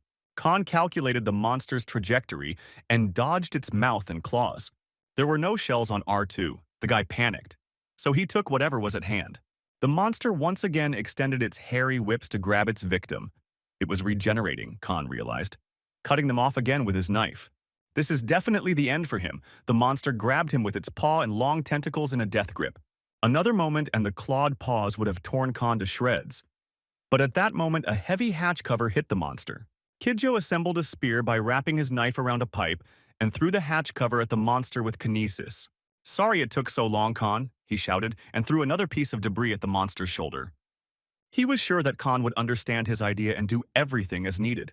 He's a smart guy, thought Kidjo, grabbed the spear and threw it at Khan. Now the ferocious monster has switched from Khan to a new target, and an unarmed one at that. The monster pressed Kidjo to the ground and was about to gnaw his face off. Kidjo could smell its foul breath from its mouth as the monster's vascular fluids sprayed into his face. Khan pierced the werewolf's nerve column and killed him, after which he quickly released the ersatz weapon. He's definitely dead, he smells like a dog, puffed Kidjo, who was crushed by the monster. That's why they're called werewolves. Well done, said Khan, and extended his hand. I'm going to fall apart now, answered Kidjo. Hold on, help will arrive soon, Khan said, and together they went to look for other survivors. Li Han will definitely see the smoke and come here. The squad lit a fire and gathered around the fire. If he is nearby, then everything will be fine, said Kuro. Their leader always makes the right decisions, agreed Jose. It seems that the 13th really trusts the leader, said the cadets from other squads. They remembered how Khan led the competition. Kuro turned to the noise. He thought it was Li Han, but the 9th squad came out to their clearing. There were 6 of them, Knut counted, so the helicopter also crashed, he asked. No. The guys from the 9th looked down. They were attacked. The leader and instructors died. They barely survived by escaping. Have you seen a werewolf? Khan's voice asked them, coming from the bushes on the other side. Khan and a battered Kidjo emerged from the thicket of the forest towards them. There were 3 monsters from the L tribe. They controlled the werewolves like tame dogs. The guys from the 9th answered. What should they do? They have no weapons or equipment. Are they really going to die? The cadets panicked. Everyone shut up, Khan ordered decisively. The plan of action was already in his head. He has a plan and they will stick to it. Trust him, Khan told them. Even if help is already on the way, it will take at least 5 hours to get from the Ark base. They will build a shelter and defend themselves there. Within 2 hours, they had set up a whole camp, undisturbed, collected and sharpened sharp stakes, and erected barricades. If they were ordinary people without equipment, nothing would have happened. But since they all have telekinesis, the impossible becomes possible. And what about the fact that there is so much light? They asked Khan. Werewolves see well in the dark, and their sense of smell is excellent. The light won't make it worse, he replied. While no one was around, Knut came up and asked what to do if the help that arrived was also shot down. The evacuation helicopter can also end up in the range of enemy air defense. We'll think about it later. Now their task is to survive, and most importantly, to concentrate on strategy, Khan answered. Real battles were so grueling, Knut thought. Those Ark competitions were nothing compared to reality. Kuro sensed the enemy approaching and released a psi wave. He covered their entire fortified camp with a dome at once, demonstrating his psyker genius. Enemy at 6 o'clock, he shouted, seeing the image of the werewolf that was supposed to appear in the passage. The boys charged their spears with telekinesis and prepared to throw them. The Khan gave the command to fight and ordered Knut to follow him. They were to meet the enemy face to face. Throw spears thinking only about the throw, Khan told the guys before the fight. If they think about defense, the throw will not work. The dart throwers did a great job. The entire volley hit the target. The werewolf growled in pain. Then Khan and Knut pierced him through with their spears, striking powerfully at his vulnerable spots. The monster, twitching in convulsions, kicked Knut like a fly. Even the wounded animal was dangerous. Knut flew back and hit the fence. Everything is fine, he shouted to Khan, while the werewolf became furious.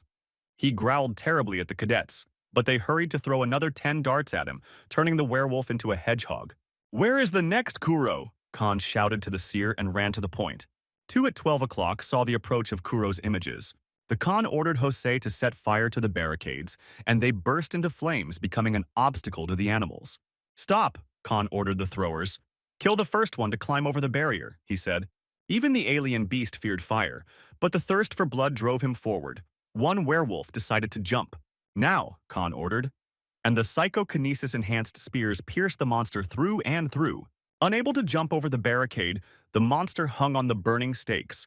Now the last one, shouted Khan, and the second werewolf jumped towards them. They threw darts, but the monster ducked, exposing its thick back to the blow. It was waiting for the projectiles to run out, the cadets realized. He can hardly think, said Khan. Grabbing one dart, Kidjo after me, he ordered. Open your mouth, you alien beast, shouted Khan, and boldly jumped onto the monster's back. He plunged his spear into the monster's paw, and when it raised its head, Kidjo finished it off with a blow to the throat. Die, growled the guy, who had been shaking like an aspen leaf until then. Kidjo, This was a dangerous warning from the watchful Kuro, who was watching the entire battlefield. "Let's go," Khan said, grabbing the boy's hand as the monster began to move, the beast's claws whistling past his neck. And that's all. The guy who almost lost his life snorted contemptuously. Adrenaline was boiling in his blood over the edge. "He just touched his clothes," he said, when at that moment something whistled and hit him in the side. "Kijo is injured," Han shouted for first aid. It was inevitable, either this or into the werewolf's mouth. Kuro apologized. "An arrow from Ella's hunters." "Where are they, Kuro?" "Time for an ambush party," shouted Khan. The reserve is an ace up the sleeve that Khan has prepared. A secret squad of 3 people. They smeared themselves with mud to hide their scent and hid in a tree. Their task is to wait until the moment when Ella's hunters appear, and using the boards as airboards, telekinetically reach them when they are discovered. Kuro will direct them to the target once he spots the hunters who were controlling the werewolves. Ella won't have time to put up shields, so they need to be killed earlier, Khan said before the fight. And the cadets did an excellent job, eliminating everyone. "I can't do it anymore. From all the intense exercises, Kuro is exhausted. Foresight took a lot of strength. Their strength is running out. There are wounded in the detachment. If the enemies are nearby, they will have to flee, but then the number of losses will increase," Khan thought. From the depths of the forest, the howling of dozens of monsters reached him, and the squad shuddered. Their shadows flickered from all sides and quickly approached the camp. The Khan ordered everyone to take up a circular defense and prepare to fight back to back. "They want to surround them. Their leader must be somewhere," Khan said. "That white monster hanging around behind has recognized Han's target. That werewolf has intelligence." He felt the sticky, sickening quagmire of despair. They were surrounded. The enemy was superior in numbers. Khan saw no way out. What can he do? He desperately resisted his own fear because he felt responsible for the guys. When he saw the lights above them, help must be close, Khan realized. "They can survive." He threw off the darkness of despair. "Get ready," he shouted. "Everyone get your spears out. We need to hold out a little longer," Khan shouted to his friends. "Just a little more," said Kuro, and squeezed out the last of his strength. Next to Khan, he felt confident. They charged their spears with psychokinesis and began to fight off the monsters. "Here they are," Khan shouted. He met the monsters face to face without fear.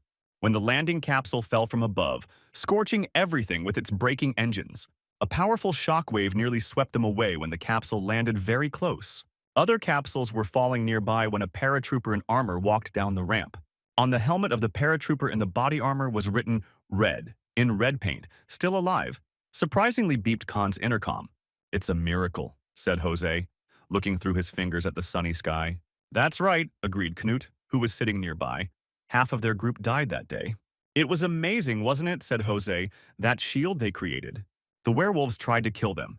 They attacked in a pack, but the troops in body armor suppressed the enemy. They were cut through like a knife through butter. Even though they were scared to death. Afterwards, everyone rejoiced in the victory when they were overcome with euphoria." Although Li Han had been gloomy since his return and was always thinking about something, he never ceased to be tormented by his own uselessness and what awaited them in the future. From the moment they returned to base, all the quarrels and struggles between the squads became meaningless. They saw the real enemy. Many received psychological support. Even Kato admitted that he used to hate Khan, but now he was glad to see him. As Khan had told him, Kato was not ready to kill anyone and see the death of his comrades. Only now did he realize and feel who their real enemy was, he said.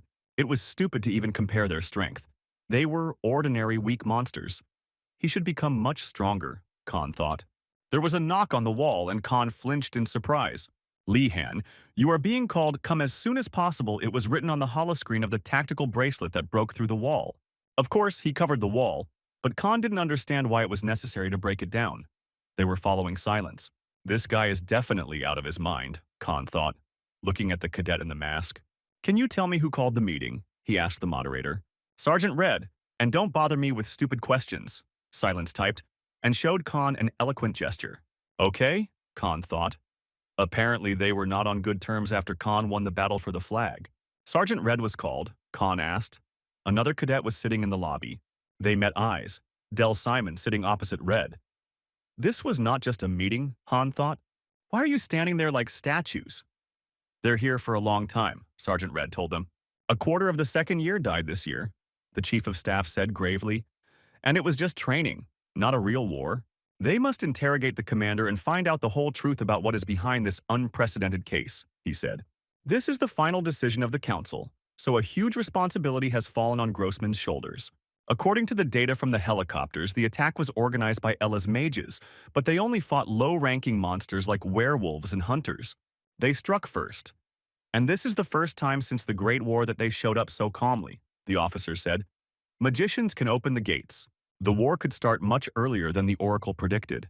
Everyone remembered. Should they wake the Oracle? The officers began to discuss, and Red became alarmed. The only free letter for the special squad is B, so choose Vanish or Whiskey, Red told the cadets. A temporary special operations unit, and they have this composition. Khan looked around at those present.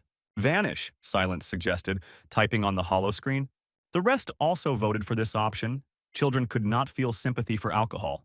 Since everyone agreed, the team would be called Whiskey, Red informed them. Now let's go through the points of the assignment, he said, sprawled on the sofa. Oracle. It would be good to turn to her now, but her help may be needed in the future. The chief of staff rubbed his forehead. What do you think, Sergeant Red? Alexander asked him. During the entire meeting, the sergeant did not say a word. There's no need to go to the Oracle if they give him permission to create a new team, Red said. Let's take the bastards prisoner and torture them. The easiest way to find out the enemy's plans, Red said ominously. We will catch the magicians of Ella, in Sinju. The cadets heard an urgent order. Welcome, cadets. Siegfried Schumacher, nicknamed Octo, greeted them and asked them to first choose a weapon from the dragon's body. The Miser Octo warned about the return, so that's how it is. Khan touched the spear made of dragon materials. Glowing surprised Khan, the dragon alloy remembers the psi wave of the fighter who holds it, Octo explained.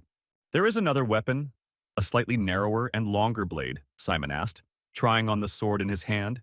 You'll order a personal weapon in your third year, the engineer grumbled with a German accent. Or does he think they stamped them out here in one day? Now the next element, here you go. Octo handed them the ball. It's an airboard, although it would be more correct to call it an air orb, Khan thought. A lighter, smaller version, Octo said, removed all functions except personal control. A spear, a rifle, and 2 orbs complemented the standard set of armor and a fighter's helmet. Good luck, little bastards, Octo wished them. The Special Forces squad loaded on board. The interdimensional rift in the Sinju was still ablaze with waves of SI. To avoid being spotted and having their helicopter shot down on approach, they landed earlier and walked to the point on foot. The operation is called Catching a Rabbit, Red, who had just come up with it, told them quietly. The task is simple. Catch Ella's mage alive and return with him to the base, quietly and secretly. Silence will handle the search. Everyone else stays away, Red said. Why take him on the operation? Li Han asked after their meeting. There were third-year students who were much stronger than him, Khan asked. If we were to evaluate general skills, that was undeniable, Red answered. But from a strategic point of view, the situation is different. The group under his leadership survived without equipment and was even able to fight the aliens, Red reminded. This is not his only strong point. Most of the cadets returned from that training with severe post-traumatic stress and frustration. When faced with mortal danger on the battlefield, people can break down psychologically from constant fear. From this point of view, one of the monsters in the clearing was him. You would think that he was a real psycho, Red said, setting fire to a mint stick with pyrokinesis. The only thing he lacks is experience, which is why Sergeant Red chose him and Simon. Simon recalled Li Han's fight against the third-year student who was going on the mission with them now. Silence, Li Han. He will show them all who is the best fighter here, Simon thought. We'll take turns on duty at the halt. Split into 2 teams, Simon with me, Red ordered. They occupied an abandoned building. Khan and Silence were the first to rest. The very forest where they were ambushed was very close. The guys from his squad who didn't return, Khan remembered the guys. Although the chances were slim, there was hope that they were still alive. Silence also reached out to take off his helmet, and Khan looked intently, without thinking. He wanted to know what this strong third-year student looked like, but he turned out to be quite modest and was embarrassed. I will turn away, said Khan, so you can take off your helmet. He respected the reasons of others, even if he did not know them. It's not hot at all, Silence wrote on the helmet screen. Okay, Khan answered. From now on, their communications would be jammed, Red warned as they approached the rift. We use the local network of the detachment, he ordered. Flashes of the rift were already visible all around. Silence was the first to notice the Ella warriors, ordinary hunters who were standing guard. There are 2 ahead, approaching. He printed on his tactical bracelet. Han and Simon took aim at them, but Red ordered them to be quiet and to get rid of them quietly. Take them down, the sergeant ordered, and the guy in the mask released PSI waves. He made 2 swings with his swords and decapitated his opponents before they could even move. I prepared all the messages in advance.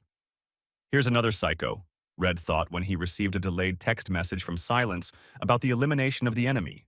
Amazing, Khan thought, watching Silence, who ducked when another Ella Hunter scout passed by. We'd better keep an eye on them, Khan said, when Silence was about to eliminate a couple more sentries. And how did Red ask?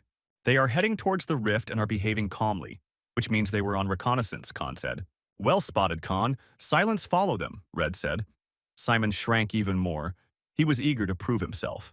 He wanted to quickly take them off, but this Lee Han. We'll see who's better, Simon gritted his teeth. They reached the place of the rift where Ella's mage was casting a spell at the gap. Can everyone see the crystal on his staff? Red asked as they moved into an observation position. This is a telekinetic crystal. I'm sure everyone has heard about it in lectures, he said. The crystal allows one to store a huge amount of telekinetic energy, which is what shot down the helicopters. Perhaps the crystal is being charged now. Judging by the brightness, there is more than one charge in it, Red explained. 1 mage, 6 fighters, only 7 opponents. Good thing there are no werewolves nearby, Red described the tactical situation. Squad, regroup with Silence and begin catching the rabbit, Red ordered. Ella's mages can teleport. We'll catch him before he notices them. Silence will go first and grab the object, Red ordered. And the rest will destroy Ella's fighters. There is no room for error, the sergeant reminded. It was as bright as day. That it was next to the altar, Khan thought, when he took a closer look at the rift. On the ground lay the bodies of his dead comrades who had not escaped from the forest. Qasim and Domingo were among them, and Khan immediately became incredibly furious. Khan released PSI waves. He couldn't restrain himself from the desire to immediately rush into battle, and did not hear how Red called him. Waves of PSI are pouring out of him. What is happening? Red was surprised. He did not expect Khan to lose his temper. If things continue like this, they are in danger because Ella's mages can sense the source of telekinesis. Here they are powerless, Red realized. Whiskey's squad. He ordered everyone to retreat. But this didn't stop Khan. Psi waves gushed out of him like a fountain. The others also perked up and did not understand what was happening. We need to keep an eye on this fool, Red decided, and he kept an eye on Khan. There is not enough energy to detect them at such a distance, but we need to watch out for more to appear. But it was at that moment that Khan released even more psi waves. Red realized that there was no time to waste and rushed towards Khan. Ella's mage noticed them at the moment when the sergeant pushed Khan. Khan woke up from the fact that he was powerfully kicked to the side. They rolled on the grass. And at that moment, Ella's mage fired a volley from his PSI crystal. A destructive psi wave scorched Khan's face and threw Red back. The charge burned through the ground like a laser on its way to them. If it weren't for Red, Khan would have evaporated. Sergeant Red, Khan shouted at him. The bastard has finally come to his senses, Red answered weakly. If I lose consciousness, take command and leave, the sergeant ordered. We're retreating, cover us, said Khan, and he pulled Red away from him. This is disgusting. This is a complete fluffy. Your car, Khan breathed heavily, realizing what a mess he had just gotten himself into. The Ellas screamed when they discovered the enemy. The whole operation was a failure. They were exposed. Ella's warriors rushed in pursuit of unexpected enemies. Silence covered their retreat and cut down the enemies who rushed in pursuit. Simon met them with machine gun fire from above, and Silence fought on the slope. The Briton fired a long burst just to delay the enemy. The Ellas covered themselves with hand shields. Their dragon armor was impervious to bullets. So something heavier is needed, Simon realized. He lifted 2 stone blocks at once. He threw boulders at the Ellas soldiers and knocked the enemies down. The heavy stones pierced the Ellas, even despite their armor. One of the soldiers ran straight up to Simon and swung an anicaps at him. He immediately lost his arm and head due to the lightning attack. Silence moved lightning fast and covered his partner. Simon was amazed at the speed. Once again, he was outclassed in abilities. And as soon as Li Han defeated this bastard, the Briton thought, Ella's mage called upon the 3 surviving warriors to defend themselves, and they obediently returned. They've lost interest, Simon said, breathing heavily. It was his mistake. Because of him, the plan went wrong. Khan did not finish. Silence punched him in the face with all his might, sending Khan flying back. He released a psi wave and wanted to add more, but Simon put his hand on his shoulder and said, Enough. We'll have to abandon the plan and improvise. Now they know about their presence and will be monitored, Simon said. Red received first aid. They must retreat, Simon said. No, Khan interrupted him. We are working on a new plan. Silence moved again to kick Khan. He was clearly furious and didn't care that Khan was appointed as the eldest. Quiet, calm down. Simon stopped the sharp fighter again. It's understandable why he's angry. But Khan is the commander now, and if silence gets in the way, Simon won't stand aside. He sighed silently, crossing his arms over his chest, making it clear that he had calmed down. Li Han, you understand that this is all because of you? Simon asked him. If you do anything else, I'll give you hell, Simon warned him, and Han nodded. Now tell me what you came up with. I don't want to admit it, but among the second-year students, he understands strategy and tactics better than anyone else, Simon said. Don't get worked up and listen, Silence. Everything is not as bad as it might seem, Khan said. Are you sure about that? Simon asked, watching as Silence barely restrained herself from punching Han in the face again. True, said Khan. Why did they want to attack immediately without delay? He asked them. Because of the telekinetic volley and the ability to teleport, but now you don't have to worry about that. He's right about the fire. The crystal used its last charge, Simon agreed. But why does he think the mage won't teleport from here? For more than 10 years, the bastards hid and did not leave here. Now their lives are under threat, but they are still here. The mage tried to kill them with the remaining energy from the crystal, and brought back his minions to protect himself because he needed cover. This means that there is simply no possibility or desire to teleport. He has a reason why he did not leave this place, Khan explained. He laid out his plan to them, the squad agreed, and now he stood in front of the rift, throwing off his helmet and holding 2 orbs in his hand. He will definitely catch the magician. Ella tuned himself. Khan at the very rift, the pressure of the peace-eye waves increased many times. He must launch a surprise attack from the crack. Simon and Silence will distract the enemies from the front. The mage can sense their peace-eye waves, Khan told them. But if you use PSI in the rift, these signals will merge with interference, the light from the crack will blind the magician. But there was another problem too, Simon said worriedly. He felt the pressure exerted by the rift, and in such conditions he can control the air orbs. Simon asked. A mistake would cost his life, he said. I am confident in my control, Khan answered calmly. It was not for nothing that he trained so much. He will not catch the magician on his own because of a guilt complex for failure. Because out of everyone in the squad, he has the greatest chance of doing something like this. Li Han must have seen among the bodies of his comrades. Sometimes he is cold as a machine. If he did not feel anything, it is difficult to call him a human at all. But even in a situation where everything went wrong because of him, he managed to maintain his composure and put together a new plan of action. It's just amazing. Now it makes sense why the 13th trusts Li Han so unconditionally, Simon thought, as their leader ran towards the goal. Khan threw the helmet into the rift, and it was immediately caught up in the PSI distortion. A mistake would cost him his life, he thought as he calculated the trajectory of his movement. Khan gathered his PSI control and directed them into the airboards. Timer? Simon looked at his watch. 15 minutes had passed. Time to begin the attack. The Khan directed the orbs into the rift, pouring his small forces into them. And he jumped after him, so he completely masked his presence from the magician's senses. Simon and Silence were quickly approaching the positions. They weren't hiding, so they could move faster. Even more warriors of Ella gathered around the magician, Simon noticed. All the forest guards came here. There were many more warriors. Silence did not hesitate or doubt. He quickly slid among the Ella and chopped off their heads. Simon finished off those left behind who had turned their backs on him. As soon as the warrior was distracted, Simon was struck by Silence. With such maneuvers, they effectively dealt with the warriors of the Ella. Once again, the Briton was amazed by the cold-bloodedness and speed of Silence's murder. He shot straight into the head. Another hunter who appeared behind his partner should not let his guard down. Come on, Li Han. Try your best. I don't want to screw up the first mission, Simon thought. The Khan swam slowly, maintaining control, along the rift, to the point where the leader magician stood. He was again overcome by the feeling he had already experienced while flying over the rift. This cannot be confused with anything else. This is the dragon's fear, Khan realized. It was as if he was standing right in front of the mouth, huge as an aircraft carrier that he had seen in documentaries. Hold on, he told himself. It's just an illusion caused by the residual presence of the dragon. He felt himself falling straight into an open throat, huge as a grotto. Khan tore his glove and bit himself until he bled, so that the pain would bring him to his senses. Meanwhile, Simon and Silence advanced through the hordes of enemies.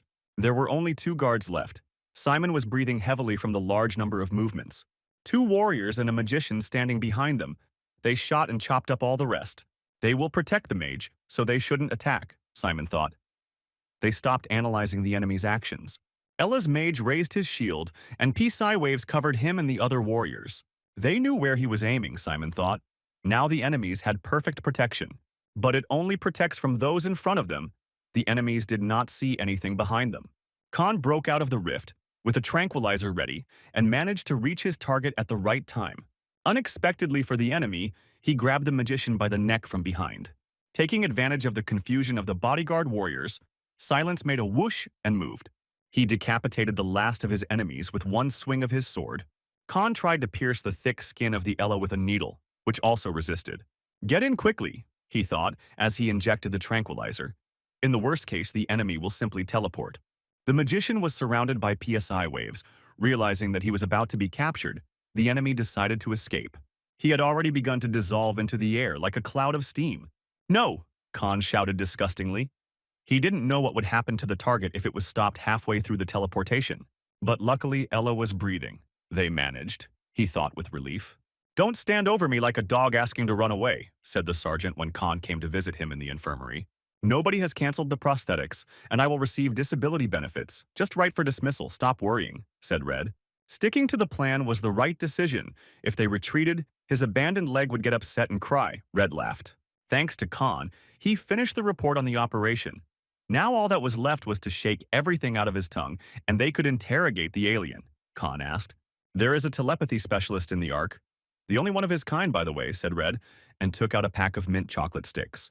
There was a knock on the door of the ward, and Khan realized that he was not the only visitor today. Silence modestly wanted to leave, but Red called him to him, saying that they were finished. How are you feeling? He wrote on her tactical bracelet. I thought about going on a diet, but now there is no need. I lost weight anyway, joked the seasoned battle veteran. Khan continued to drive himself crazy, but Tishina appreciated the joke and laughed silently with just his shoulders. Sergeant Red was just chatting with Silence. The guy was extremely unsociable and withdrawn, Khan thought. Go. It's late. Old man and pseudo-ninja, he's going to mourn the loss of his leg. Sergeant Red sent them to hell. Sorry for hitting him. I would have done the same if I were in his place, Tishina wrote back when they walked out the door of the ward. No, it was deserved. Because of him, everyone was in danger, Khan answered. But they got through it thanks to him. It's clear why the sergeant has such hopes for him. I don't think Sergeant Red would say he liked anyone, Khan replied as they left the hospital. He knows nothing but nagging and insults, he said, and Tishina laughed, agreeing with him. He said goodbye to the quietest guy in the course. At the fork, one road led to the second building, the other to the third. Study well, be a good boy, and move on to the third year, you bastard. Khan received a farewell message. Silence said goodbye with his signature gesture of politeness and recognition. It's so hot, sighed the U.S. observer who arrived with the delegation. His name was James Ryu. The high inspection team arrived, reported to the chief of staff, and he ordered them to be escorted safely. Thank you for coming such a long way, their officers officially greeted them. To ensure that no one gets lost, they were given tactical bracelets with a holographic map and local communication. That was enough, James thought, when he was called out to and offered a ride to the car. It's okay, I'll get there myself, he has the right to do so, he said, smiling. Well, sir, he's a real pain in the ass, thought the communications officer. They won't tell you anything useful anyway, and will just talk to confuse your mind, James thought. By the way, where is this talented guy named Lee Han? He asked. Nice to meet you, Squad 13, James said. He quickly gained the trust of half the squad by giving them sweets. They were kids after all. Don't worry, they have more. So eat without hesitation, he said. The boys did not look like his nephews. Sorry, Inspector, but they must continue training, said Khan. The annoying guest was greatly disturbing him. Attention, everyone line up. We're going to the training ground. Now Han was giving more strict orders, so that's what he's like. Lee Han, James thought. Judging by the data, he wasn't special in his first year. They started talking about him after the team battles and the massacre at the Crack. After the events at the Crack, the competition stopped. The other squads are resting and recovering. But the 13th continues to train, he noted. They're done already, James thought, tired of standing in the heat. Attention, now we go to the weapons complex, Khan commanded. Now it became clear that he was simply looking for a way to isolate the guys from the inspector. Their persistence can only be envied. The annoying inspector chuckled. Kuro, you will train with me today, Han said to his first friend. James continued to watch their training. And then Kuro's whole life flashed before his eyes. He wasn't mentally prepared for this. And why only Khan chose him as a partner, the timid fighter did not understand. It wasn't like their usual training. That fight at the crevice had taught him a lot, Khan recalled. In a real battle, telekinesis alone is not enough. It is important to be versatile. Kuro has to learn all the fighting techniques. He was a weakling in his first year, but now their bodies are as strong as if they were made of steel. Let's begin, Khan ordered, and went on the attack. He knew that Kuro would see all his movements. Kuro looked into the future for a few seconds and knew where the attack would come from, but he still barely dodged. Khan did not spare him and hit with full force and speed. How much Kuro thought, seeing the reflections of the spear of Khan from the future. Yet he blocked them with his spear, making rotating movements. I'm suffocating, Kuro breathed heavily. As always, he was nervous in unfamiliar circumstances and spent a lot of energy. Khan powerfully parried Kuro's attack, and he lost his balance. Now the guy was open. Even if he sees the future, he can't win by just defending himself, Han said, pointing the tip of his training spear at Kuro's face. Try to attack. Where are your balls? Said Khan, and the timid friend hesitated again. But since the leader demanded it, he obeyed and attacked, closing his eyes in fear. The Khan immediately knocked the spear out of his hands. Such an attack did not look like mockery. He was deliberately driving his friend into a corner.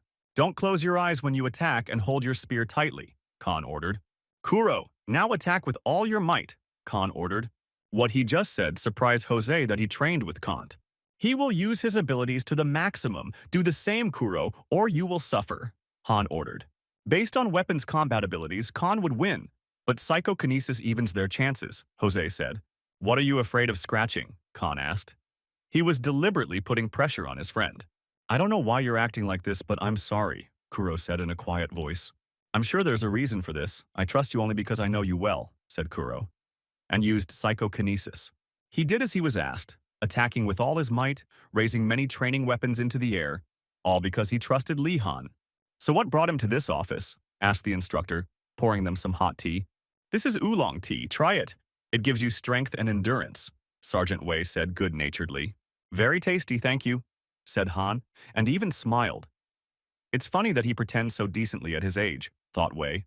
He came to him earlier for advice because he was worried about Kuro. Due to shyness and fear, he lacked aggression during battle. And one day this could cost him his life, Khan worried. People change their psychological distance depending on what weapons they are working with, Wei said, and Han thought about it. It's an internal resistance that must be overcome in order to harm another, Wei said. A soldier who finds it difficult to kill an enemy with his bare hands can easily do so with a bomb. Kuro has a hard time hitting and killing on command. He needs a more compelling reason than someone's words, Wei explained. For example, like back on the island, Kuro believed in him, Wei reminded. And now, his first friend met him fully armed, believing in Khan. This is what psychological distance is, Khan realized, and he took off his tunic. Kuro seemed to have gone crazy. Jose was amazed. Maybe they should be stopped, Knut asked. Amazing. That's the power of the first class. James watched the demonstration. It's just amazing what Han was thinking about doing. Wouldn't it be too much for Kuro? Kuro can anticipate Han's technique and attack, but Han can't dodge and get close at the same time, Jose thought out loud. Kuro turned the training stick into a projectile and threw it like a dart. Khan used his psychokinesis to catch the fast projectile. The level of kinesis is the same as with which Khan threw a spear with his hand. Li Han will catch spears and not dodge. Not everyone can do that, the guys realized, and thought that Han is a damn Jedi. You only threw one, that you are still afraid.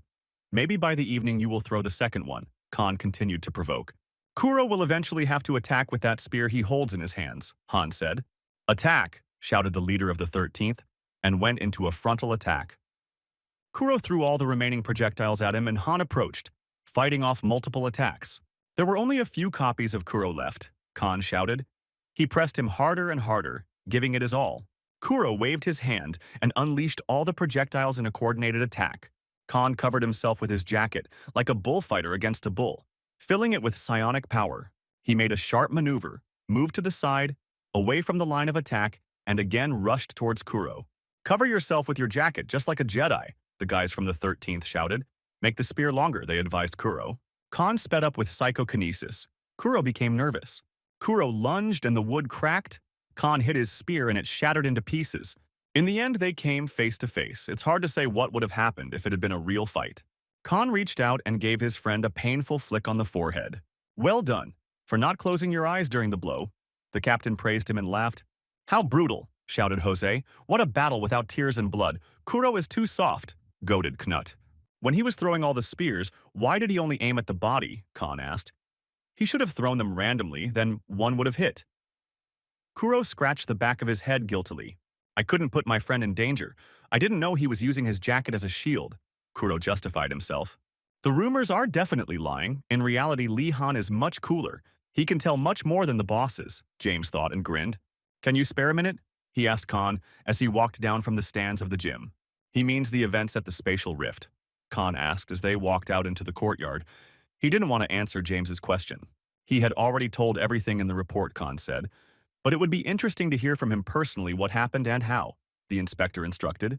Sit down, don't be shy, James suggested, and sat down on the bench. He got them some soda. This is his super ability to support the interlocutor, not telekinesis, James clarified to himself. I understand, he said to Khan. If he agrees with a man and supports his actions at the right moment, he thought and said, amazing. Then at the right moment, the person would relax and start saying something he hadn't planned. James continued to pester Khan while listening to his boring report. He was almost there, the inspector realized. So what happened next? He blurted out, moving closer to Khan. I mean, what next? Khan answered, and quickly moved on to being a fool. He told what was already known from the reports, James thought. Was there nothing else? He asked in surprise.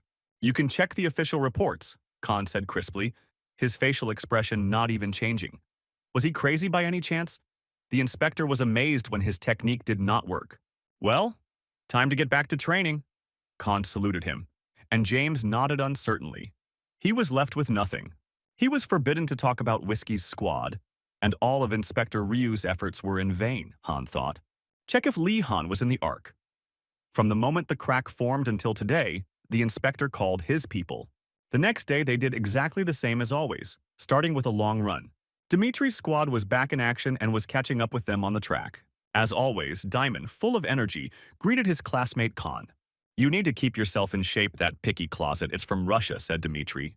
She's been hanging around with him for days and constantly gets on his nerves, saying that he needs to fight for the sake of the motherland and all that, said Diamond.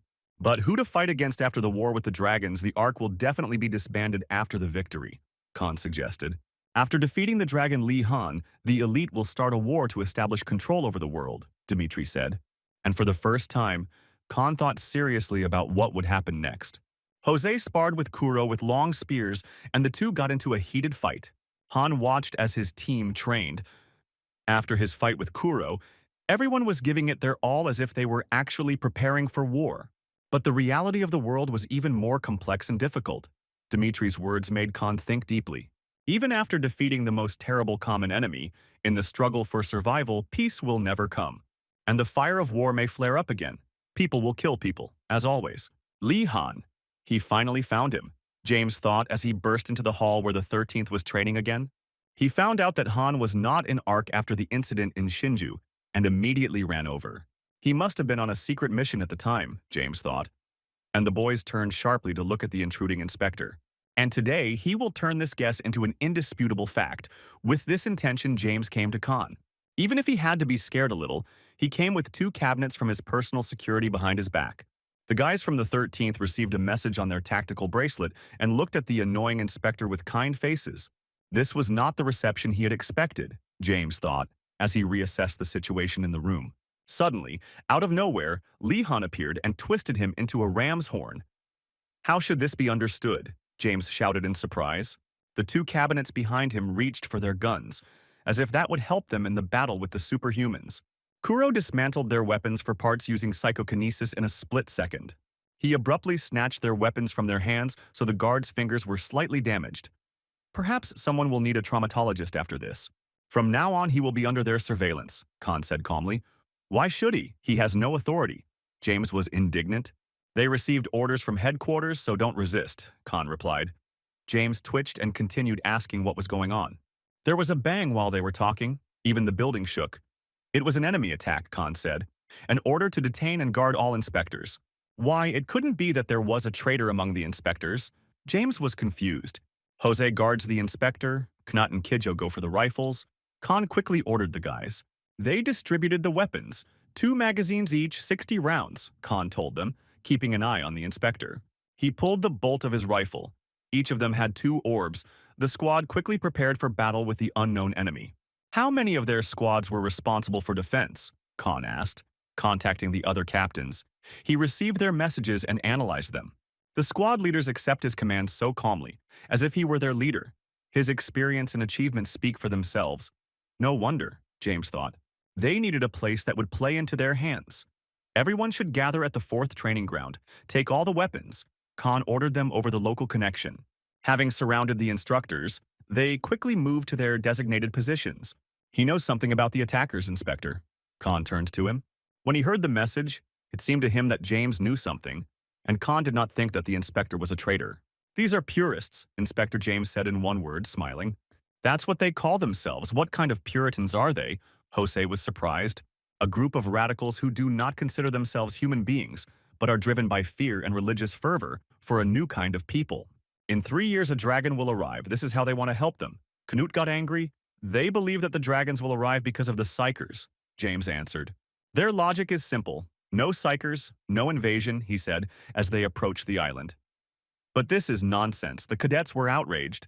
Found, said the man wrapped in a scarf. These are the people who stand in the way of Providence, he said. Anti-aircraft guns opened fire on them from the island. For some reason, the radar at the base was not working and did not immediately detect the invasion. But even manually aimed anti-aircraft guns were enough to shave off several light helicopters with troops. Soldiers of the Ark immediately moved towards the downed ones. The Fanatics' helicopters flew to the base at an extremely low altitude and carried out a landing of troops. A fight was coming soon, Khan sensed. A helicopter had crashed not far from them, he said. A helicopter crashed not far from them. There is a high probability that someone survived. How many people were on board? Khan asked.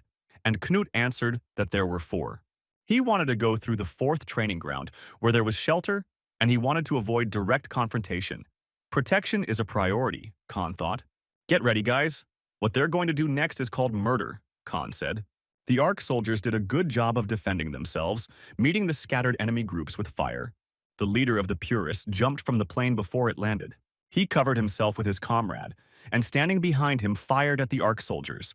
The Earth belongs to the people. There is no place for such degenerates, he shouted. Most of the cadets are of little use now. Maybe one will be useful. James twitched his mustache, watching the guys. Knut, let's go, Khan ordered. They split up to outflank the enemy. These guys are much stronger than the Purists who don't have that kind of training. But there is one important difference. The Purists had long been accustomed to killing people. They were all experienced fighters, James thought, and prepared the blade in his hands. They walked along narrow passages. In the terrorist landing zone, there were mainly utility buildings. You can definitely handle it, Khan asked. I'll pretend to hunt deer. It's either them or us, Knut said confidently. Unpleasant memories surfaced in Khan's head. He had been in a similar situation before. Seoul, a ruined economy, millions of refugees, orphans and street children, rampant crime, poverty, a hell in which everyone survives as best they can. Just 2 years ago, he lived exactly this life day in and day out, stealing food so that the younger ones could eat. He was being pursued, it was raining, and the barrier came down because a train was approaching. The light from the locomotive's headlights was blinding, and there was only one way out. The boy gathered all his strength, turned around and kicked his pursuer. Red apples fell onto the rain-wet ground, and Khan felt himself getting colder. The helicopter crashed into a building and a fire started. That's what they saw when they arrived at the scene. The Khan put one of the orbs in his jacket and made a decoy out of it, pushing it out from around the corner, and they immediately opened fire on it. But in this way, the enemy was distracted and exposed himself. Knut went through the building and looked out the window. What was it? The fanatic was surprised when he saw a ball appear from a torn jacket. He understood the bait. Knut took aim and pulled the trigger, his machine gun set to fire. The first enemy was cut off immediately. They were waiting for them on both sides of the passage and did not expect a flank attack. The second fanatic turned around and wanted to take out Knut, but he himself was taken out with a well-aimed shot to the head. It was not for nothing that Khan was the best shooter at the range. He waited until the target was distracted and fired at the right moment, as always demonstrating perfect control. This is crap, I need to make sure the target is dead, thought Knut. When I noticed how the wounded fighter was moving and wanted to get up. You can't close your eyes, he told himself, fighting back disgust and panic. He took aim at point-blank range and pulled the trigger again, firing a short burst, this time without missing. Knut, Khan asked him. The boy answered in order, who had suddenly matured. James looked at the boys. Even though they had fought monsters, they hadn't fought people yet. Kuro was shaking with fear. This one is shaking like a leaf. It doesn't look like he can shoot, James noticed. And where is he looking? They were close, Kuro said. While he was distracted, James cut the bonds with a hidden knife. If we don't open fire, Kuro whispered, and the inspector completely stopped understanding what was happening to the guy. The militant appeared where Kuro was and saw his blurry image. Everybody down, he shouted to his comrades when they opened fire on the militant, and Inspector James laid him out, confidently firing a burst from his rifle. Kuro looked at his hands, from which the weapon was snatched, when the shadow of another militant flashed in the gap in the window opening. Kuro tore the iron door of the warehouse off its hinges with telekinesis and covered James from the gunfire. The instructor, as an experienced fighter, cut down the enemy with return fire. "This is the last one," he asked Kuro. The guy didn't know how to shoot, but he was on first-name terms with telekinesis, James noted. "What happened? Everyone is safe." Khan ran up. While they were dealing with the militants, another group was approaching Kuro and the others. "He's a smart man, so he already understood everything himself," James said. He threw the machine gun back to Kuro and raised his hands as a sign of good intentions. "The rats have left their hole," said the fanatic commander. "They have broken down the door of one of the fortified bunkers. Leave no one behind. Kill everyone," the fanatic commander ordered. "Ark is lying. There will be no dragon attack," he shouted, encouraging his men. "They all disappeared 10 years ago, and an army of freak psychers is not needed to save the world. And in order to capture it, these children will grow up, develop abilities, and enslave them, so they must strike first," the fanatic shouted. "Let's begin the cleansing in the name of humanity," he shouted, and they entered the bunker. Khan and the other leaders gathered at the 4th training ground, occupying one of the fortified training camps. The entire second year gathered. "Idiots. Do they even understand who inspectors are?" Some guy yelled and threatened them with consequences. Simon couldn't stand these screams and grabbed the old man by the chest. He ordered him to shut up before he finished him off himself. "There is a traitor among them who did this." "A rat?" Simon shouted angrily. "And because of him, he had to become a murderer of a man," Simon told the inspector, who immediately ran into his boots with fear. Never before had he felt such disgust for himself, he was saying, when Khan stopped him. "They must not only identify the traitor, but also protect the ordinary instructors," Khan reminded him. Simon immediately let go of the old man. Even though he was angry about everything, it was better to keep a clear head in the face of the enemy. "He's acting tough again," Simon thought, and walked away silently. He simply obeyed Khan's orders. Jose was surprised watching this reaction. Before, they would have definitely started arguing and fighting. Instructor Wei fought right in the training building. He fought with his bare hands. All alone against a crowd of armed fanatics, even the experienced sergeant was wounded, but he had to protect the young growth. The children huddled behind his back in fear and cried. Just recently, they had been ordinary children. Khan gathered a group, several people from the 7th Squad, Simon and Knut, all of whom had already killed, and moved out to help. "These freaks are heading towards the freshmen." Khan got angry and pressed on. "Lihan, the enemy is heading towards the shelter. Judging from the location, they are the only ones who can stop them now," Instructor Wei said. "I'm counting on you," he said harshly. Even this kind man became a rock in difficult times. Besides the instructors, they need to ensure the safety of the first-year students. If they slow down, there will be no one to save, Khan thought. Meanwhile, the militants carried out a merciless purge of anyone who offered resistance. They quickly broke through and fought their way through the narrow corridors of the bunker. But at the same time, they found themselves in a labyrinth of corridors and rooms where it was easy to run into an ambush. Izzy says, "We found the door, Delta, Alpha." "What do you have?" the commander asked. Delta continued their search. Alpha ran into an ambush, the militant commander heard. "They must attack the enemy earlier," Khan commanded as they moved into position. "Can you block?" asked Han. "I can do something better," answered Simon. "Get ready to shoot on signal." They quickly walked towards the bunker. "Simon will lead," Khan ordered. Everyone follows him. They rushed across the open area, since there was nothing in front of the bunker. The militants standing at the entrance opened fire on the approaching group of psychers. Simon gathered a shield of PSI waves in front of him. He held the air with telekinesis. He shouted fire to his comrades, and he himself sent a wave of PSI at the enemy, and they were overwhelmed by this stream. "What is this?" The enemies panicked and were unable to fire. At close range, Khan's group killed all the militants.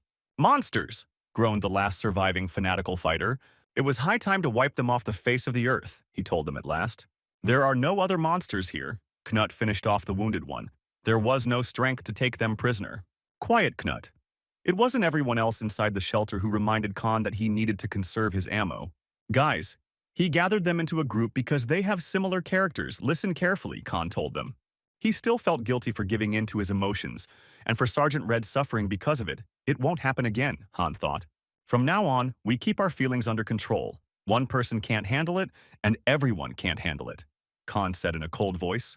They know this territory better than the enemy, and if they take this position, there should be no problems. Khan laid out a plan for an assault on the sand. The leaders and their squads go to their positions. Khan assigns roles to everyone. They dispersed in different directions and occupied the perimeter of the 4th training ground. Li Han, while his deputy will be responsible for his position, Dmitri said he wanted to do something risky. One idea needs to be tested. Okay, Khan agreed. He trusted his classmates. 01, said Dmitri when he entered the psychiatric department of the Ark. There was complete chaos there. Bodies of the dead were lying everywhere. What is he doing here? Asked Dmitri, a third-year student with whom they had fought before. Wake up. He has one of ours in his hands, he said to the former commander of the 5th detachment. One of ours? What kind of ours? Is the Ark on their side? Asked him 01, holding the scientist in his hands. He may not know it, but as soon as they are transferred to the 3rd year, they enter into real combat, the cadet said.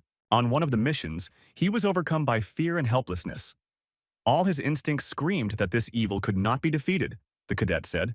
Fear of the dragon, a well-known syndrome, Dmitri understood from his story. And the Ark demands that they fight something like this. Orders them as if they are their property. The fighter was indignant. They are just consumables, cannon fodder. They have already been used and they broke, but they haven't been thrown away. But why, Dmitri? Asked the cadet. They will rework it. They want to introduce substances for mind control or conduct some other experiment. It's not just Ark that does this. Their country, the purists, they're all the same. They either want to use or kill. Humanity isn't worth protecting. Yes, he himself is not thrilled with the Ark, but he has a family at home, you know? Asked Dmitri, throwing away the machine gun. So first we need to beat this dragon, and only then deal with those who turned them into super soldiers, Dmitri said. Looks like Alpha Squad did well. The commander looked at the tactical map. Delta enemies are heading your way, the commander said. Deal with them, the leader of the purists ordered. They will quickly put them down with this thing. The militants loaded the grenade launcher. Just think. There was such a place in the Ark. The cadets were talking. Their group was walking along narrow, tangled corridors. It's strange that the purists knew about it, but they didn't. Which means someone is helping them from the inside, Khan said. He ordered the group to stop, noticing a tripwire with a grenade. Maybe he should have taken Kuro with him, Han thought. His abilities would have come in handy now. A group of militants opened the doors and found what they were looking for, they reported to the commander. The main fanatic ordered to get rid of them, but they are just children. And unarmed, another militant was surprised. Spare us your pity. In the future they will rule our descendants, said the leader. This is already madness. This is just a massacre. One of the militants hesitated. Kill the child, he said. And at that very moment he received a bullet in the head. History would judge the correctness of their actions, he said, and they must act, and pulled the trigger. A shot rang out, and Knut, who had carelessly looked out into the corridor, fell in front of Khan. They quickly pulled him back before they could be pinned down by fire. Come on, Simon, Khan ordered. They came out into the open towards the enemy, who had taken up positions on both sides of the corridor. When one of the militants took out a heavy gun, Simon's shield might not have been able to block such a projectile. Grenade launcher, Khan shouted, spotting the weapon as the gunman fired. I won't have time to put up the necessary barrier, Simon thought. Simon's barrier won't save him from the grenade, Khan thought. He intercepted the flying grenade with psychokinesis. You just need to imagine grabbing a grenade with your hand, he concentrated, and then he threw the unexploded shell back to the militants. There was an explosion that fried the purist cover group. Khan was lucky that there was only one grenade. At his command, the detachment immediately began to advance, storming the corridor. They quickly took down well-trained fighters, but they didn't stand a chance against trained psychers. Delta, this is Izzy. Center A is clear. We're moving to Center D. Khan heard from the militants' intercom and went cold. Dmitri broke through a window in the center of the psychological department, and shards of glass rained down with a ringing sound. The difference between the 3rd and 2nd year was huge. Even the strongman and master of combat Dmitri was thrown back. He flew into the concrete wall again like an abandoned kitten. The 3rd-year student punched him in the stomach with all his might. So far, the fight was not going in Dmitri's favor. It still hasn't sunk in even after all the explanations, asked 01 and picked up a steel rod. There is an enemy that they cannot defeat no matter how much they want to, he said. The third-year student poured his PSI power into the rod and hit Dmitri, who was lying and not moving. It would be very strange to lose to a coward like him, said Dmitri. He released his psychokinesis. The steel rod near his head shrank like paper. Knut sat by the wall, his wound hastily bandaged with whatever was at hand. The guy suddenly remembered his adventure on the desert island. Then, he assembled a raft and returned to the Ark on his own. Then, in his second year, he was accepted into Li Han's squad, and the leader was glad to see him, appreciating his talents. He expected so much from himself, but nothing worthwhile came out of it. How shameful, Knut reproached himself. They can't leave anyone behind, the group told him. He must stay here and wait for reinforcements. Knut remained there and looked at the backs of his running comrades. He regretted that he could not be with them. The militants stormed the training camp. Although its fortifications were not fully functional, they were a good shelter for the cadets. The militants pinned down the cadets with machine gun fire and attempted to throw grenades into the camp. The grenade was at 12 o'clock. The cadets noticed the throw, they kept up the holding fire, and the psychers covered the shooters from the rear. The support threw a grenade high into the air and it exploded there, showering them with shrapnel but causing no harm. It's useless to storm them, the militants shouted to each other. Where is the air support? There is almost no time left. They'll be killed soon, and the rest of the Ark forces will be here soon too. We need air support to take them all out at once. Li Han was right. They didn't need to try to destroy the enemy. It was enough to hold the position, not allowing the enemy to advance, the cadets thought. The militants were cutting the doors to shelter D. Alarm, one of them said. The enemy is taking a short route. Even though they are children, their bodies are developed, and their psi powers make them superhumans. But it is unexpected that they act like adults, said the leader of the fanatics. Apparently they weren't affected by what the Delta Squad did to the shelter, the leader said. Khan's group did not slow down and pursued the militants. Khan removed the bracelet from the killed enemy and used it to track their movements. At the right moment, he ordered them to stop. The enemy, Izzy's squad, was hiding around the last turn, but there was a long distance to them with no cover. Khan told the boys to listen carefully and outlined his plan. Anti-aircraft fire destroyed another aircraft that tried to fly over the island. But an unmanned bomber entered the air defense zone. The radars were still silent, so only the guns could target the target. The bomber was heading towards the fourth testing ground, and the slow guns did not have time to turn to the right angle and shoot it down. He'll climb into the ventilation. Simon was surprised. That's right. That'll lead him to the right point, Khan said. He will get there before the enemies open the shelter doors and will come from behind them. The metal lining of the ventilation system won't protect him from bullets. But even if he manages to get through, the risk of dying in the end is high, Simon objected. There is no time for this. Otherwise, the children will die. And the enemies don't care. They are practically suicide bombers and have no intention of leaving. He didn't hear everything, but he could help. They heard the voice of the comrade they had left behind. Knut, how are his legs? Asked friends. It's better already, said the guy. He took off the bandage. The wounds were gone. This is the power of regeneration. It suits him, Simon said. He realized that Knut's trait had manifested itself. I'll consider it a compliment, Knut replied. Still, he got hit so often that it was no surprise that he had become the most resilient. So the guy boldly climbed into the narrow ventilation passage.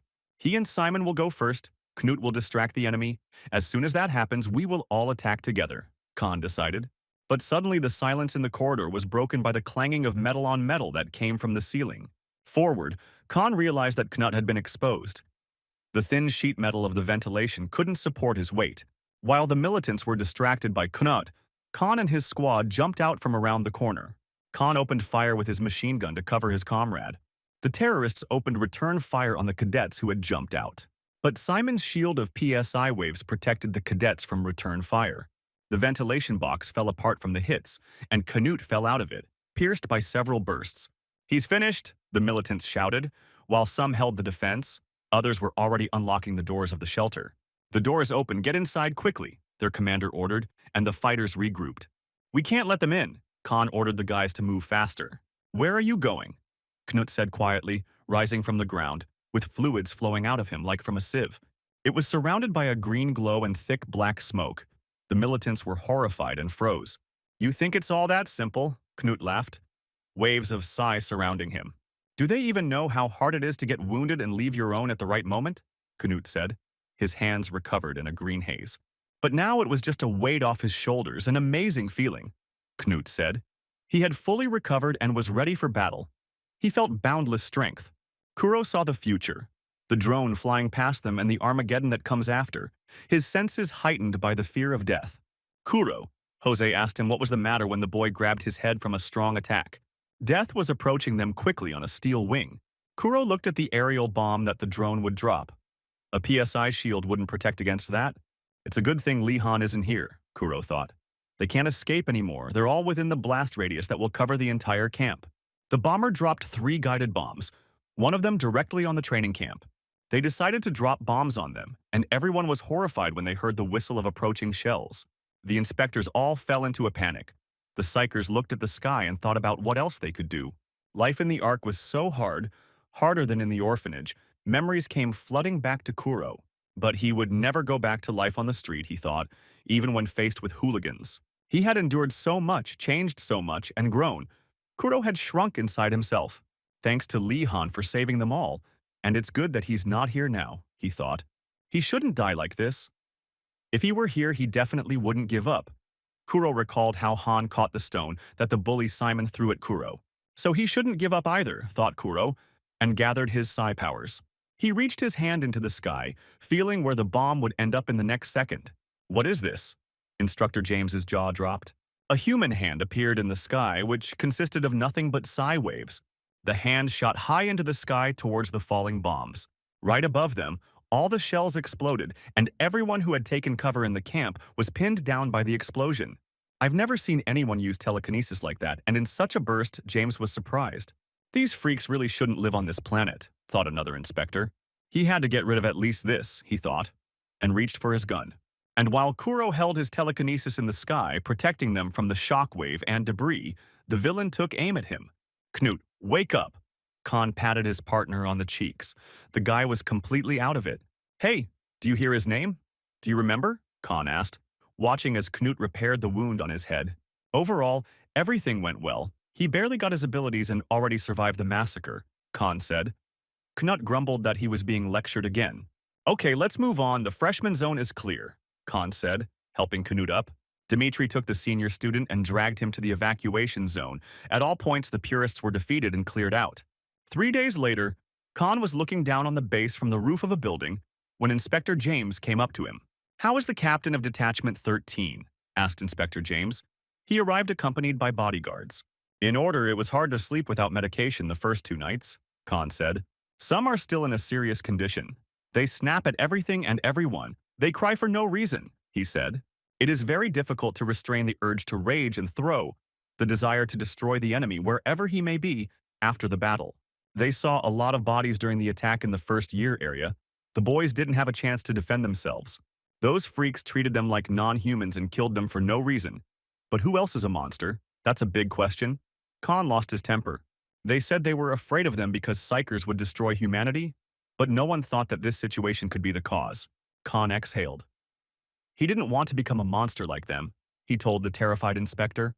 People should not kill their own kind. The natural desire should be to preserve life, said the 11-year-old child. I don't even know if there's a child in front of me or not, Inspector James answered thoughtfully. He was horrified by what Kuro had demonstrated, but Han frightened him in a different way, the inspector said. Thank you for saving Kuro, Han said, looking at the inspector's bandaged chest. There really was a traitor among the inspectors. He caused a lot of damage to the Arks. James covered Kuro with his body. They attacked on the day when there were the fewest soldiers at the base, the inspector said. Even wounded, he managed to capture the traitor. Now the top inspectors won't be able to present anything to the Ark, he scratched his chin. I bet you don't like all these adults who care about accounting and money. If humans lose to dragons, it doesn't make sense, does it? He asked. People don't always behave wisely, James said. They are destined to step on the same rake, even if it hurts. If it's not with dragons that they fight, then with whom? Of course at each other, James said, and Khan frowned. He was not willing to accept it like that. He, too, is trying to secure a future for his country, the inspector said. It's hard to understand, but he will be able to one day, he told Khan.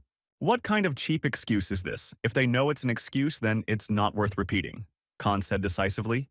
He really is scary, Inspector James replied without turning around. 2 tragedies that happened one after another left a deep scar on Ark's body. The Khan gathered all his meager belongings. He still lived with a minimum of things. Most of the class perished. Many were kicked out of the staff. The surviving second-year students received psychological help on a regular basis. Khan ran into an old acquaintance in the corridor of the third-year dormitory.